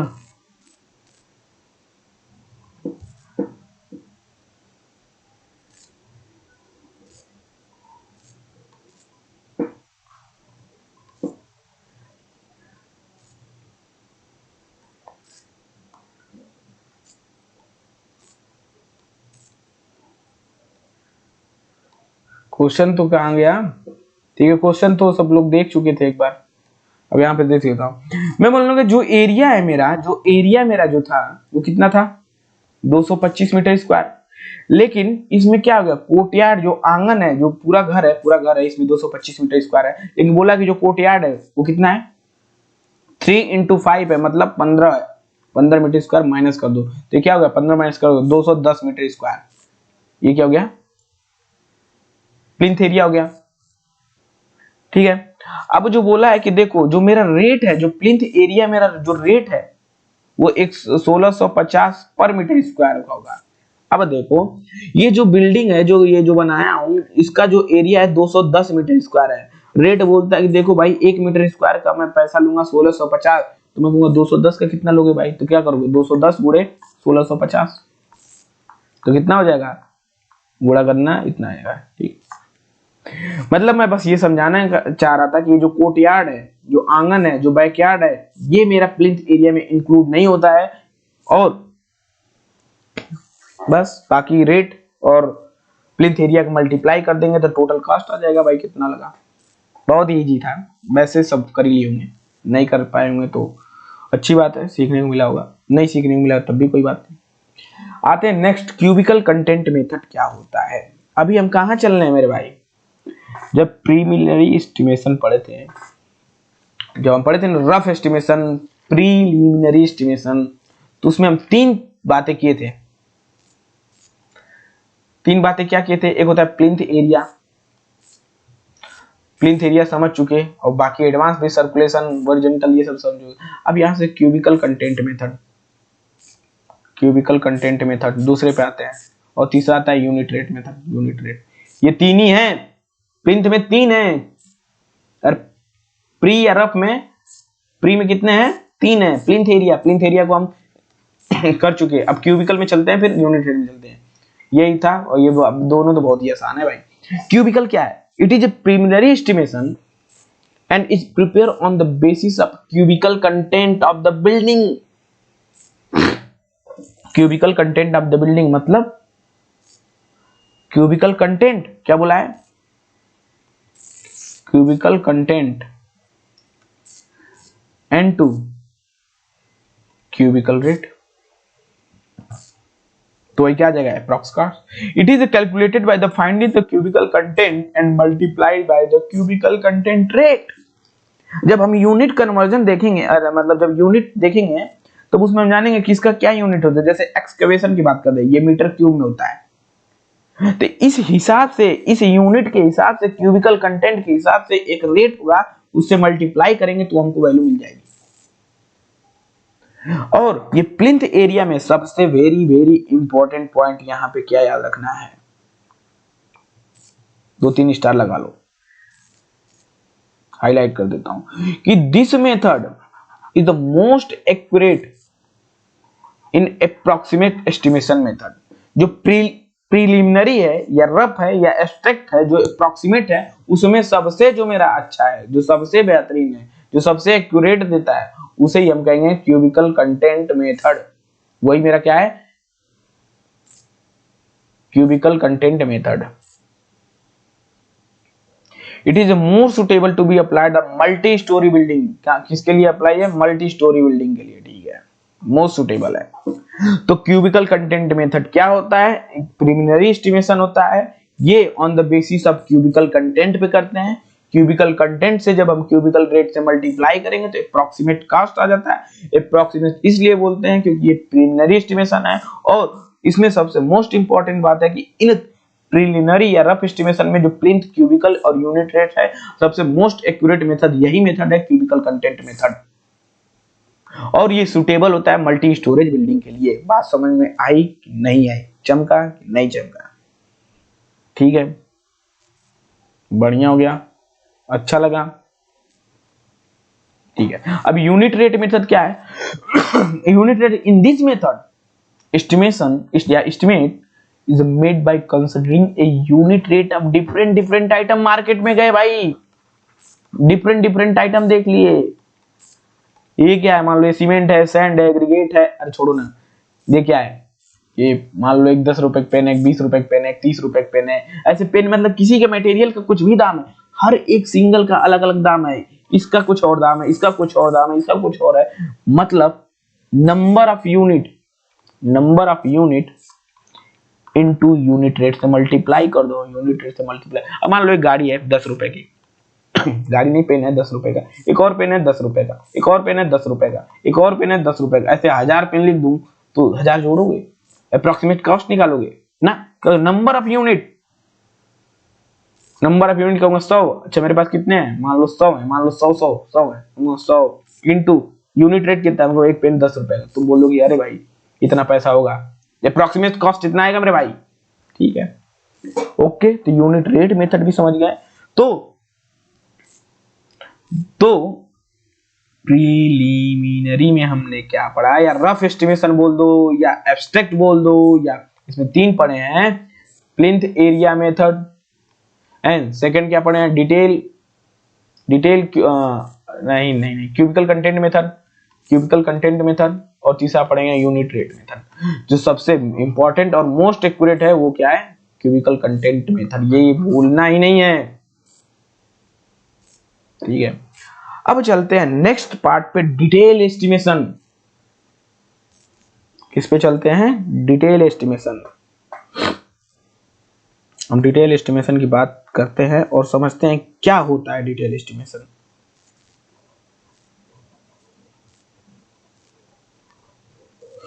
तो ठीक है, शुरू करते हैं। देखो, डिटेल एस्टिमेशन एक एक्यूरेट है। डिटेल एस्टिमेशन क्या है, एक्यूरेट एस्टिमेशन है। ये आइटम, पहली बात कि ये आइटम वाइज एस्टिमेशन करते हैं, आइटम वाइज एस्टिमेट करते हैं। ये भाई आइटम वाइज करेंगे एस्टिमेट तो क्या हो जाएगा, इसी बात एक्यूरेट होगा, जिसमें हर एक क्वांटिटी और रेट लिखा होता है, ठीक है। मतलब exact estimate including all quantity and rate and cost. मतलब detail estimation is the accurate estimation and consist of working out of quantity each item of work and working of the cost. Accurate होता है, time wise estimation होता है। और पहली दूसरी बात कि ये 2 स्टेजेस में होता है मेरे भाई, 2 स्टेज। डिटेल एस्टिमेशन 2 स्टेज में करते हैं। In consist of preparing the estimation in 2 stage. First क्या है, फर्स्ट स्टेज क्या है, working of a different quantity of item of project carried out. Second stage क्या है, cost of each item is work out. मतलब quantity क्या है, quantity of item क्या है, और कॉस्ट क्या है। अरे अच्छा, मतलब जो क्वांटिटी ऑफ आइटम है, जो क्या है, क्वांटिटी ऑफ आइटम है। अब ये बताओ, क्वांटिटी ऑफ आइटम को किसमें हम रिपोर्ट करते हैं, किसमें रिपोर्ट करते हैं, मेजरमेंट सीट में। किसमें करते हैं, मेजरमेंट सीट में। अब ये मेजरमेंट सीट क्या होता है, मेजरमेंट सीट दिखता कैसा है, अभी बताता हूं। और सेकंड क्या है, कॉस्ट ऑफ ईच आइटम। मतलब कॉस्ट ऑफ आइटम किसमें दिखा देंगे, कॉस्ट ऑफ आइटम किसमें दिखाएंगे, कॉस्ट ऑफ आइटम किसमें रिपोर्ट करेंगे, एब्स्ट्रैक्ट सीट। किसमें, एब्स्ट्रैक्ट सीट। 2 पॉइंट दोनों यहाँ पे 2 स्टेज में करते हैं। First stage quantity of item, second stage cost of item. किस में रिपोर्ट करते हैं क्वांटिटी ऑफ आइटम को, मेजरमेंट सीट में। Cost of item abstract seat. अब ये मत पूछा कॉस्ट ऑफ आइटम क्या होता है, क्वांटिटी ऑफ आइटम क्या होता है। क्वांटिटी मतलब कितना, वैल्यू मतलब कितना होता है, कॉस्ट मतलब पैसा रुपया कितना लगा। अब देखो मेजरमेंट सीट कैसा दिखता है मेरे भाई, मेजरमेंट सीट आपको कैसा दिखेगा, details of measurement seat. Measurement seat देखो, अब यहाँ पे देख सकते हो आप, मेजरमेंट सीट में क्या रहता है, आइटम नंबर। मैं कहूंगा आइटम नंबर 1। मान लो डिस्क्रिप्शन में, मान लो मुझे लॉन्ग वॉल सॉर्ट करना है, मैं कहूंगा लॉन्ग वॉल के बारे में लिखूंगा, क्वांटिटी लिखूंगा। मुझे क्वांटिटी लिखना है, तो क्वांटिटी के लिए क्या है, क्वांटिटी ऑफ आइटम के लिए क्या है, मेजरमेंट सीट है। क्वांटिटी ऑफ आइटम के लिए क्या है, मेजरमेंट सीट है। मैं कहा लॉन्ग वॉल है, मैं कहूंगा लॉन्ग वॉल कितने हैं, मान लो ये है, तो लॉन्ग वॉल एक ये हो गया, एक ये हो गया, 2। मान लो 2 लॉन्ग वॉल है। लेंथ कितना है, विड्थ कितना है, हाइट कितना होता है, तो क्वांटिटी यहां से नहीं मिल जाएगा, ये एलबीएच से मुझको क्या मिल जाएगा, क्वांटिटी। अब दूसरा जो है डिटेल ऑफ एब्स्ट्रैक्ट सीट। अरे भाई पहला काम क्या किए थे, क्वांटिटी ऑफ आइटम। पहला काम क्या किए थे, क्वांटिटी ऑफ आइटम लिख दिए कि नहीं लिख दिए। अब सेकेंड काम क्या किए, सेकेंड काम क्या किए, cost of item. Cost of item लिख दिए। कॉस्ट ऑफ आइटम किससे रिप्रेजेंट होगा, एब्स्ट्रैक्ट सीट। एब्स्ट्रैक्ट सीट से कॉस्ट ऑफ आइटम को उसमें रिप्रेजेंट करते हैं, रिपोर्ट करते हैं। जैसे आइटम डिस्क्रिप्शन मैंने बोला था ना, मान लो आइटम डिस्क्रिप्शन, मान लो मैंने कंक्रीटिंग किया, कंक्रीटिंग कर दो, चलो कर दूंगा। क्वांटिटी कुछ ना कुछ क्वांटिटी आप निकाल दिए। क्वांटिटी कैसे निकाल दिया, एल से, बी से, एस से, एलबीएस से क्वांटिटी निकाल दिया। अब भाई मैं बोलूंगा कि यूनिट क्या है, यूनिट, रेट, कॉस्ट। मान लो ये पर मीटर क्यूब है, मैं कंक्रीटिंग कर रहा हूं, कंक्रीटिंग का हमको क्वांटिटी पता चल गया, एलबीएच होता है, पर मीटर क्यूब में होता है। रेट क्या होगा, रेट पर मीटर क्यूब में ही होगा, तो अमाउंट हमें निकल जाएगा। क्वांटिटी और रेट से मल्टीप्लाई कर दो तो हमें पता चल जाएगा भाई कितना हो गया। समझ में आई बात? नहीं आई? समझ में आई? तो हमें दो ही चीज याद रखना है, क्वांटिटी ऑफ आइटम को किस में रिपोर्ट करते हैं, सब कुछ भूल जाओ। मेजरमेंट शीट मेजरमेंट शीट भूल जाओ, ये मेजरमेंट शीट कैसा दिखता है, एब्स्ट्रैक्ट शीट कैसा दिखता है भूल जाओ, लेकिन दो चीजें कभी ना भूलना। क्वांटिटी ऑफ आइटम को किस में रिपोर्ट करते हैं, मेजरमेंट शीट में, कॉस्ट ऑफ आइटम को एब्स्ट्रैक्ट शीट में। और यहां से पानी पी लेता हूं, डायग्राम से आपको दिख ही गया।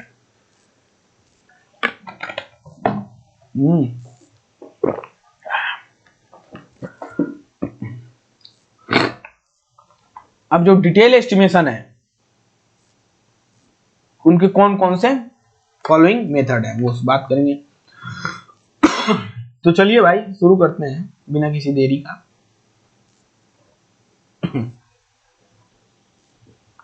अब होता है रिवाइज एस्टिमेशन मेथड। अब रिवाइज एस्टिमेशन क्या हो गया, नाम ही से पता चल गया रिवाइज मतलब कि जब मेरा ओरिजिनल कॉस्ट एक्सीड कर जाए कितना, मान लो कोई है ओरिजिनल, मान लो ये कुछ लिया, ओरिजिनल कॉस्ट 100 रुपए है, 100 रुपए से मेरा ओरिजिनल कॉस्ट से एक्सीड कर जाए 5%, तो कितना हो गया, मान लो 105 रुपए हो गया, तब हम रिवाइज करेंगे। अभी तो 100 रुपए कम दिख रहा है ना, करोड़ों में बात होगा, ये करोड़ों में, 1 करोड़, करोड़ों में बात होगा कंस्ट्रक्शन में, डिटेल एस्टिमेशन में लाखों में बात होगा।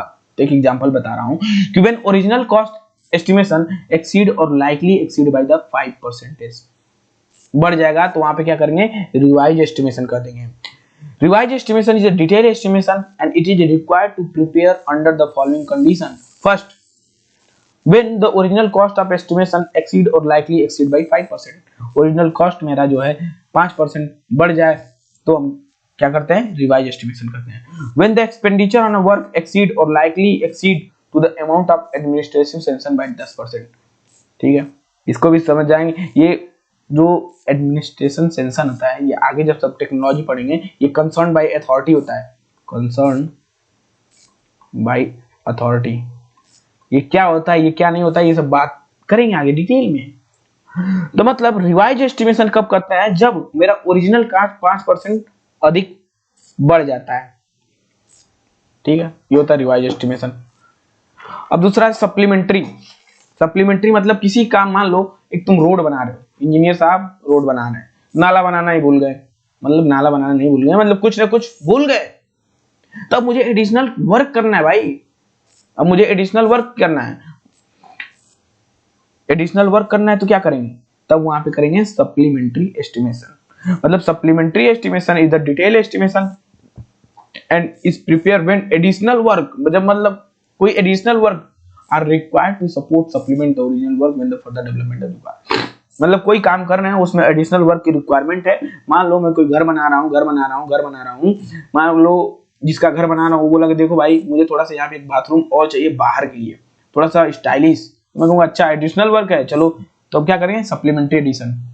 ठीक है, थर्ड आता है सप्लीमेंट्री एंड रिवाइज एस्टिमेशन। जब दोनों आ जाए, काम भी ऐड करना पड़े और पैसा ही बढ़ जाए।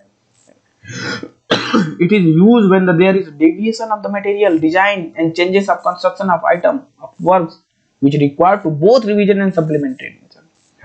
चौथा है कि annual and repair maintenance estimation. Annual मतलब कोई भी बिल्डिंग बनाए भाई, एनुअली उसका क्या होगा, कुछ रिपेयर कुछ मेंटेनेंस होगा। मान लो कोई स्ट्रक्चर बनाया 10 करोड़ का, तो हर एक साल में कुछ ना कुछ में होगा, कुछ ना कुछ बिल्डिंग पे, तो बिल्डिंग को ड्यूरेबिलिटी स्ट्रॉन्ग बनाने के लिए कुछ एनुअल रिपेयर और मेंटेनेंस करते हैं। जैसे रोड बनाते हैं हम लोग, तो रोड में क्या होता है, 1 साल 2 साल बाद गड्ढे हो जाते हैं, या अब अभी तो तुरंत गड्ढे हो जाने हैं, तो उसको क्या कर सकते हैं, भरते हैं, पैचेस करते हैं। तो एनुअल रिपेयर और मेंटेनेंस के लिए एक एस्टिमेशन बनाया जाता है जिससे पैसे वैसे मिलते हैं। तो it is a detail estimation and prepare to maintain the structure or work in proper order to save condition. ठीक है, अब कुछ एडिशनल चार्जेस होते हैं मेरे भाई जो जानना पड़ेगा आपको। एडिशनल चार्जेस मतलब क्या, हम पढ़ते ही रहें क्या, नहीं, बस इसी यूनिट के बाद जो मेरा नेक्स्ट यूनिट होगा वहां से आपको थोड़ा मजा आना शुरू हो जाएगा। देखो पूरे डायग्राम के साथ, देखो कैसे प्लास्टर कर रहा है, ब्रिक वर्क क्या होता है, एक्सकेवेशन क्या होता है, स्टील क्या है, स्टील के क्वेश्चन क्या है, जेई के जितने भी क्वेश्चन आए हैं, फिर रेट एनालिसिस में हम डायग्राम समझेंगे, अच्छा ये सीमेंट है, ये क्वेश्चन है, सीमेंट ब्रिक वर्क है, ये स्टोन है, सब बात करेंगे। तो यहाँ पे देखो DPC, PCC, RCC, window, door, frame, sawing of timber, sunset, छज्जा, ashlar, random, iron gate, rolling gate, ये सब बात करेंगे भाई। तो बस थोड़ा सा पेशेंस बनाए रखो, सब आ जाएंगे। हाँ एक पॉइंट और, ये सब कहाँ मिलेगा आपको, किस जगह मिलेगा, तो टेलीग्राम ग्रुप पे जाओ, वहां पे कोई भी सब्जेक्ट जो भी नोट्स चाहिए आपको सब मिल जाएगा, जिस भी कोचिंग वोचिंग का चाहिए नोट्स। तो आपको किस पे जाना है टेलीग्राम चैनल, मैं लिंक पे भी डाल दूंगा, पाठशाला बाई एडी, पाठशाला बाई एडी, इसी पे चले जाना। यहाँ पे इस पे सब नोट्स मिल जाएंगे आपको, क्वेश्चंस मिल जाएंगे, एसएससी जेई के जो बुक है वो भी मिल जाएंगे, जो यूथ की बुक है वो भी मिल जाएगा, जो भी चाहिए सब मिल जाएगा भाई। नहीं मिलेगा तो तुम मुझे मैसेज कर देना, तुरंत फॉरवर्ड कर दूंगा, ठीक। इससे ज्यादा क्या ही कर सकता हूँ यार, कि कर दूं।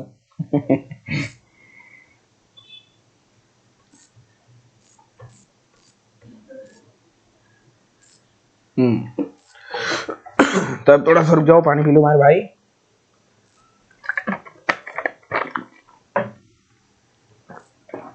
अब कुछ एडिशनल चार्जेस होते हैं भाई, कंटिजेंसी, कोई आपदा आ गया, घर बन रहा है, बिल्डिंग बन रहा है, लेबर गिन के मर गया, लो कंटिजेंसी हो गया। मतलब प्रोजेक्ट के बीच में कोई अनएक्सपेक्टेड खर्चा, मुझे क्या पता था वो मर के गिर जाएगा, अनएक्सपेक्टेड खर्चा आ गया, कंटिजेंसी हो गया, समझे बात को। कितना भाई, कितना, 3 से 5% ऑफ द टोटल प्रोजेक्ट का, 3 to 5% ऑफ प्रोजेक्ट का। इसीलिए सेफ्टी ओफ्टी का ध्यान दिया जाता है। It indicate incidental expenses which can't be predict नहीं कर सकते हैं भाई कि ये गिर के मरेगा। अबे भाई बिल्डिंग बन रही है, रील बना रहा है, रील बनाते बनाते गिर के खत्म, भाई उसे कुछ ना कुछ पैसा मुआवजा दूंगा कि नहीं दूंगा, बिल्डिंग बना रहा हूं तो। ठीक, मैं अनुमान लगा के एस्टिमेशन कर रहा हूं, तो अच्छा 3 से 5% ऑफ प्रोजेक्ट कास्ट में से तो हम रखे हैं, जोड़े हैं, दे सकते हैं भाई, ठीक है। दूसरा था work charge establishment. Work charge establishment क्या होता है, मतलब वो स्टाफ जो सिर्फ प्रोजेक्ट के टाइम के लिए रखा जाता है, जैसे अभी तुमको वर्क चार्ज एस्टेब्लिशमेंट मतलब वो स्टाफ जो सिर्फ प्रोजेक्ट के टाइम के लिए रखा जाता है, जैसे supervisor, store keeper, time keeper, ये परमानेंट एम्प्लॉय नहीं होते भाई। वर्क चार्ज एस्टेब्लिशमेंट मतलब during the construction of the building, जब बिल्डिंग का मेरा निर्माण हो रहा है, कंस्ट्रक्शन हो रहा है, कोई प्रोजेक्ट बन रहा है, तो सर्टेन नंबर ऑफ चौकीदार हो गया, मुंशी की जरूरत होती है तो उन्हें कुछ सैलरी प्रोवाइड करते हैं, कुछ उसी चार्ज को कहते हैं वर्क चार्ज एस्टेब्लिशमेंट। ये कितना होता है, 1.5 से 2% ऑफ प्रोजेक्ट टू कॉस्ट। मैं चाहता तो ये सीधे लिखवा के, मतलब ऐसे लिख के स्लाइड आगे कर देता, लेकिन मैं सब बता रहा हूँ ना, कंटिजेंसी क्या होता है, वर्क चार्ज एस्टेब्लिशमेंट क्या होता है,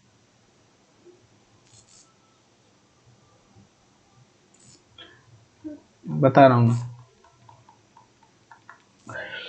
मन करे तो सब्सक्राइब करना, ना मन करे मत करना, कोई दिक्कत नहीं है अपनों को। तो अपने बस मैं खुशी के लिए पढ़ा रहा हूँ, मेरा बहुत इच्छा होती है तब, नहीं तो हमको नहीं है, सब सही है, सेटल है, सब सेट है। तो बस मैं ऐसे ही पढ़ा रहा हूँ कि मैं जो जान रहा हूँ बता दूँ, क्यों बाकी सब्सक्राइब शेयर जो भी हो, करना हो करो, ना करना मत करो, ठीक है। टूल एंड प्लांट की बात करते हैं। टूल एंड प्लांट, अब मतलब प्रोजेक्ट में जो टूल और मशीनरी लगेगा भाई, जैसे कंक्रीट मिक्स करना, वाइब्रेटर करना, सर्वेइंग का इंस्ट्रूमेंट, इन सबों के लिए कुछ ना कुछ तो पैसा चाहिए। मैं कहूंगा हाँ चाहिए, 1 से 1.5% बहुत है, 1 से 1.5% ऑफ प्रोजेक्ट का, 1 से 1.5% ऑफ प्रोजेक्ट का। टूल एंड प्लांट मतलब प्रोजेक्ट में जो टूल और मशीनरी लगेगा, जैसे कंक्रीट मिक्सिंग, वाइब्रेटर, सर्वेइंग के इंस्ट्रूमेंट, तो 1 से 1.5% टोटल ऑफ प्रोजेक्ट कॉस्ट होगा। मतलब to big work of project of 1 से 1.5% of project cost is provided in the estimation for the purpose tool and plant which are required for the execution of the project. समझ गए भाई हैं? अब departmental charge क्या होता है, या इंजीनियरिंग कॉस्ट क्या होता है? क्या होता है भाई? ये भाई इंजीनियर बनोगे कि नहीं बनोगे? When the engineering department take up the work other departmental as percentage 10 से 15% लेता है, 10 से 15% ऑफ प्रोजेक्ट का।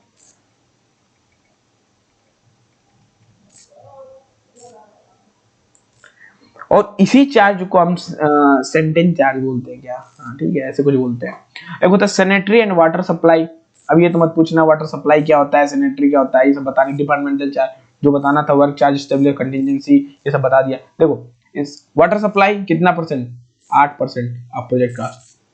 इलेक्ट्रिक इंस्टॉलेशन ये 8% of project cost. Labour cost, ओ भाई लेबर आ गया, लेबर का ही तो खर्चा है, 25% ऑफ द टोटल प्रोजेक्ट का, 25%। सोचो लेबर कितना लेके जा रहा है, अरे बिल्डिंग तो वही बना रहा है। और जो ठेकेदार साहब है मेरे भाई साहब, वो 10% ऑफ प्रोजेक्ट कास्ट का प्रॉफिट होता है। ये 10% ये लेते हैं, 25% ये लेते हैं, 8% यहाँ, 8% यहाँ, 10 डिपार्टमेंटल चार्ज, 1 से 1.5 ये याद कर लो, याद करना ही पड़ेगा। क्या जो जो स्टार बना दिया हूँ वो पूछ चुका है एग्जाम में वो एसएससी में आ चुका है, वो भाई तो किसी न किसी एग्जाम में आ चुका है, एसएससी में तो आया ही आया है। पानी की जरूरत बहुत पड़ रही है, गला सूख जा रहा है, बहुत दिन हो गए ना वीडियो बनाए हुए। क्वेश्चन कर लिया जाए। जो इतना आप हमें चार्ज बता दिए हैं एडिशनल चार्ज, एक क्वेश्चन से समझा देते तो भैया तुम मजा आ जाता। हाँ भाई मजा तो मैं दूंगा ही तुम्हें, आओ समझते हैं क्वेश्चन को। और ओ भाई क्वेश्चन मैं इसको 2 तरीके से लगा सकता हूँ। मैं सबसे पहले आसान भाषाओं में लगाऊंगा कि भाई जो मैथ के बच्चे हैं वो कैसे लगाते हैं। Plinth area rate and plinth area, देखो प्लिंथ एरिया रेट, देखो यहाँ पे एक बार मैं लिख दे रहा हूँ थोड़ा सा। प्लिंथ एरिया रेट कितना है भाई, plinth area of a building इतना पर मीटर स्क्वायर, मतलब 1 मीटर स्क्वायर का दाम 5500 पर मीटर स्क्वायर है, and 150 metre respectively of the building. मतलब प्लिंथ एरिया क्या है मेरा भाई, प्लिंथ एरिया क्या है मेरा, 150 मीटर स्क्वायर है। तो कॉस्ट ऑफ बिल्डिंग क्या होगा, कॉस्ट ऑफ बिल्डिंग, देखो cost of building and total cost या total cost of the building, ठीक है।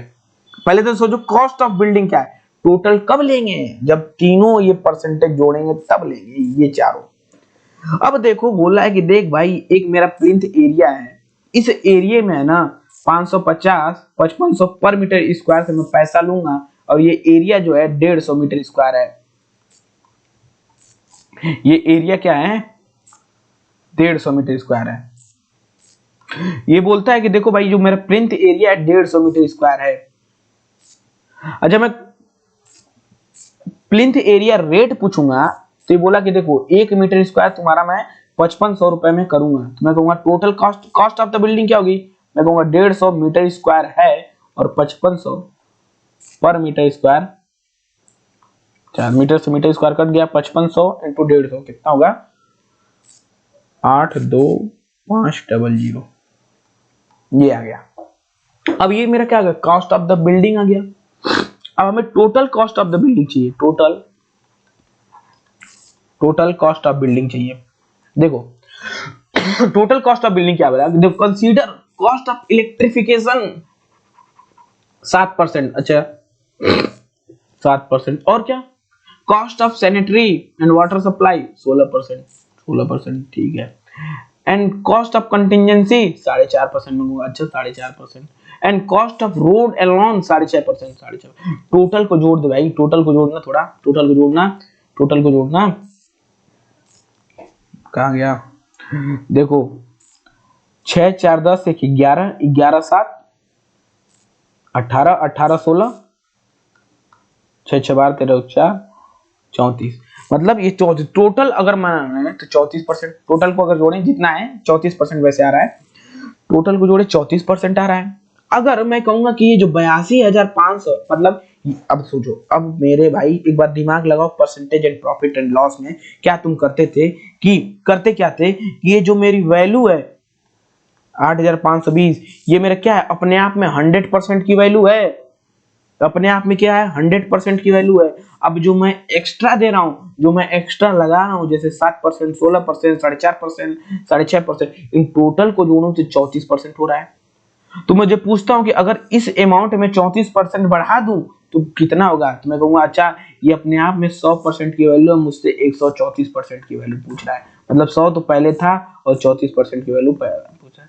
134 से मल्टीप्लाई कर दो, जितना आएगा क्या आ रहा है 1105500। ये प्रॉफिट लॉस है, प्रॉफिट लॉस से भी लगा सकते हो। ये प्रॉफिट लॉस परसेंटेज जो यूनिट सब्जेक्ट पढ़े हम लोग आरआरबी के लिए, उसके ही लगा सकते हैं पूरा। और मेथड टू भी बता दूं। मेथड टू लिख देता हूं, लेंदी है भाई, मेथड टू की जरूरत नहीं है। जैसे कॉस्ट ऑफ बिल्डिंग यहाँ पे निकालें ना, कॉस्ट ऑफ बिल्डिंग 825000000, ये मान लेते हैं पी। ये क्या निकालते हैं, कॉस्ट ऑफ बिल्डिंग निकाले थे ना। अब देखो ये जो लाइन है, अब ये कैसे आया, अब पढ़ेंगे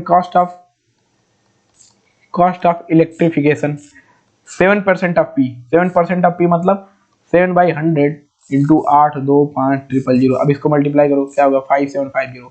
फिर कॉस्ट ऑफ मत देखो, बस ऐसे लिख दे रहा हूँ कि कोई छूटे ना। कॉस्ट ऑफ सैनिटरी क्या है 16% ऑफ पी। 16% ऑफ पी कहाँ है, यहाँ पे देखो ना 16% ऑफ पी। तो पी का 16% निकाल दो, मतलब 16/100 इंटू 82500। तो ये कितना आएगा 13200। फिर cost of R 6.5% of P, ऐसे निकाल दोगे तो यहाँ पे आएगा। फिर कॉस्ट ऑफ कंटिजेंसी कितना है 4.5% ऑफ पी। ये सब निकालोगे तो ये जोड़ने पे 280500। पहले जो कॉस्ट ऑफ कंस्ट्रक्शन आया था पी, अब प्लस में ये ऐड कर दोगे तब आएगा। तो बकवास है, बकवास बकवास। ये याद रखो कि ऐसे निकालते कि देखो जो कॉस्ट ऑफ द बिल्डिंग आया था 82,500 आया था, लेकिन कुछ मेरे पे चार्जेस जुड़ गए। कौन से चार्जेस जुड़ गए, इलेक्ट्रिफिकेशन के, सैनिटरी के, कंटिजेंसी के, रोड के, ये फलाना ठिकाना, इन सबको जोड़ा। तो मैं कहूंगा अच्छा मतलब जो मेरा ये कॉस्ट है इस पे 34% मैं एक्स्ट्रा दूंगा भाई। हाँ, क्योंकि इसका वैल्यू 100% है, 34% एक्स्ट्रा मतलब 134। समझे? ओके। अब क्वेश्चन नंबर ज्यादा बड़ा क्वेश्चन हो जाएगा क्या, इसको लास्ट में करते हैं या बाद में कभी कर लेंगे। क्या आप खुद कर सकते हो, prepare approximate estimation of the building area of the building 5000 metre square following data. अबे भाई क्या बोलूं इसमें, बस इसको एक एक लाइन करके लिख दिया, सबको जोड़ लो, जहां तक जो पूछा है निकाल दो। तो कोई इसमें चिंताजनक बात नहीं है, आराम से निकल पाएगा। ठीक, ये क्वेश्चन देख लिए थे क्या, प्लिंथ एरिया में क्या कैलकुलेट करते हैं क्या नहीं। Type of estimation which are prepare when additional work. देखो क्या है, जब भी एडिशनल वर्क आ जाए तो क्या होता है, सप्लीमेंट्री एस्टिमेट। एडिशनल वर्क देखो यहाँ पे मैं बताया था ना, एडिशनल वर्क कहाँ, जब भी क्या आ जाए एडिशनल वर्क आ जाए तो क्या करते हैं, सप्लीमेंट्री। तो सप्लीमेंट्री में when development required for during process देखो सप्लीमेंट्री एस्टिमेशन क्या होता है, it is a detail estimation additional work and prepare when additional work or changes are required to supplement in original work. जब मेरे कोई original work में कुछ जोड़ना हो तो वहां पे सप्लीमेंट्री करते हैं। वही बात लिखा गया जो समझाया गया। Next question, question number 3, which of the following is not a method of prepare approximate mason. Approximate mason में क्या आता था, प्लिंथ एरिया। क्या आता था भाई, प्लिंथ एरिया एस्टिमेट। और क्या आता था, क्यूबिकल कंटेंट एस्टिमेट। और क्या आता था, यूनिट रेट एस्टिमेट। ये तीनों चीज आते थे। तो इसमें क्या है, यूनिट बेस मेथड मतलब यूनिट रेट सही है, प्लिंथ एरिया ये भी है, ठीक है ये भी है, क्यूबिकल कंटेंट मेथड ये भी है। बस ये मेरा ऑप्शन नंबर डी, ये वैल्यूम एस्टिमेशन मेथड हम सुने ही नहीं, पढ़े ही नहीं, जानते ही नहीं है। क्योंकि प्लिंथ एरिया में क्या आता है, अप्रॉक्सीमेट में, प्रिलिमिनरी में, रफ में, एब्स्ट्रैक्ट में, तीन ही आता है, प्लिंथ, क्यूबिकल, यूनिट रेट, तीनों में। अब ये बताओ तीनों में सबसे मोस्ट एक्यूरेट क्या है, क्यूबिकल कंटेंट। ये क्या आता है, मोस्ट एक्यूरेट। और ये यूज क्या करते हैं, मोस्ट मल्टी स्टोरी बिल्डिंग के लिए, ये क्या होता है, cubical content and cubical unit rate. ये क्या होता है, cubical content and cubical unit rate, ठीक है। ये भी यूनिट रेट क्या पता है, ये भी बताए। प्लिंथ एरिया क्या था, ये तो डिटेल में पढ़े, कवर्ड एरिया होता है। ठीक है, नेक्स्ट क्वेश्चन पे चलते हैं। अभी देख रहे हैं अप्रोक्सीमेट एस्टिमेशन। देखो 3 मेथड होते हैं, कौन कौन से? Plinth area, cubical content, unit weight, या फिर सब डिटेल सॉल्यूशन है, कोई घबराने की बात नहीं है। अब मेरे भाई आते हैं यूनिट ऑफ मेजरमेंट। अब यूनिट ऑफ मेजरमेंट क्या होता है, क्यों पढ़ते हैं? हाँ, एक बात और, एक पॉइंट यहां पहले लिख लो। Type of work according to cost. Type of work according to cost. अगर मेरा भाई कॉस्ट 50,000 से कम है तो उसे क्या कहेंगे? T work. अगर मेरा 50,000 से लेके 2 लाख तक है तो उसे क्या कहेंगे? Minor work. अगर मेरा 2 लाख से ज्यादा है तो उसे क्या कहेंगे?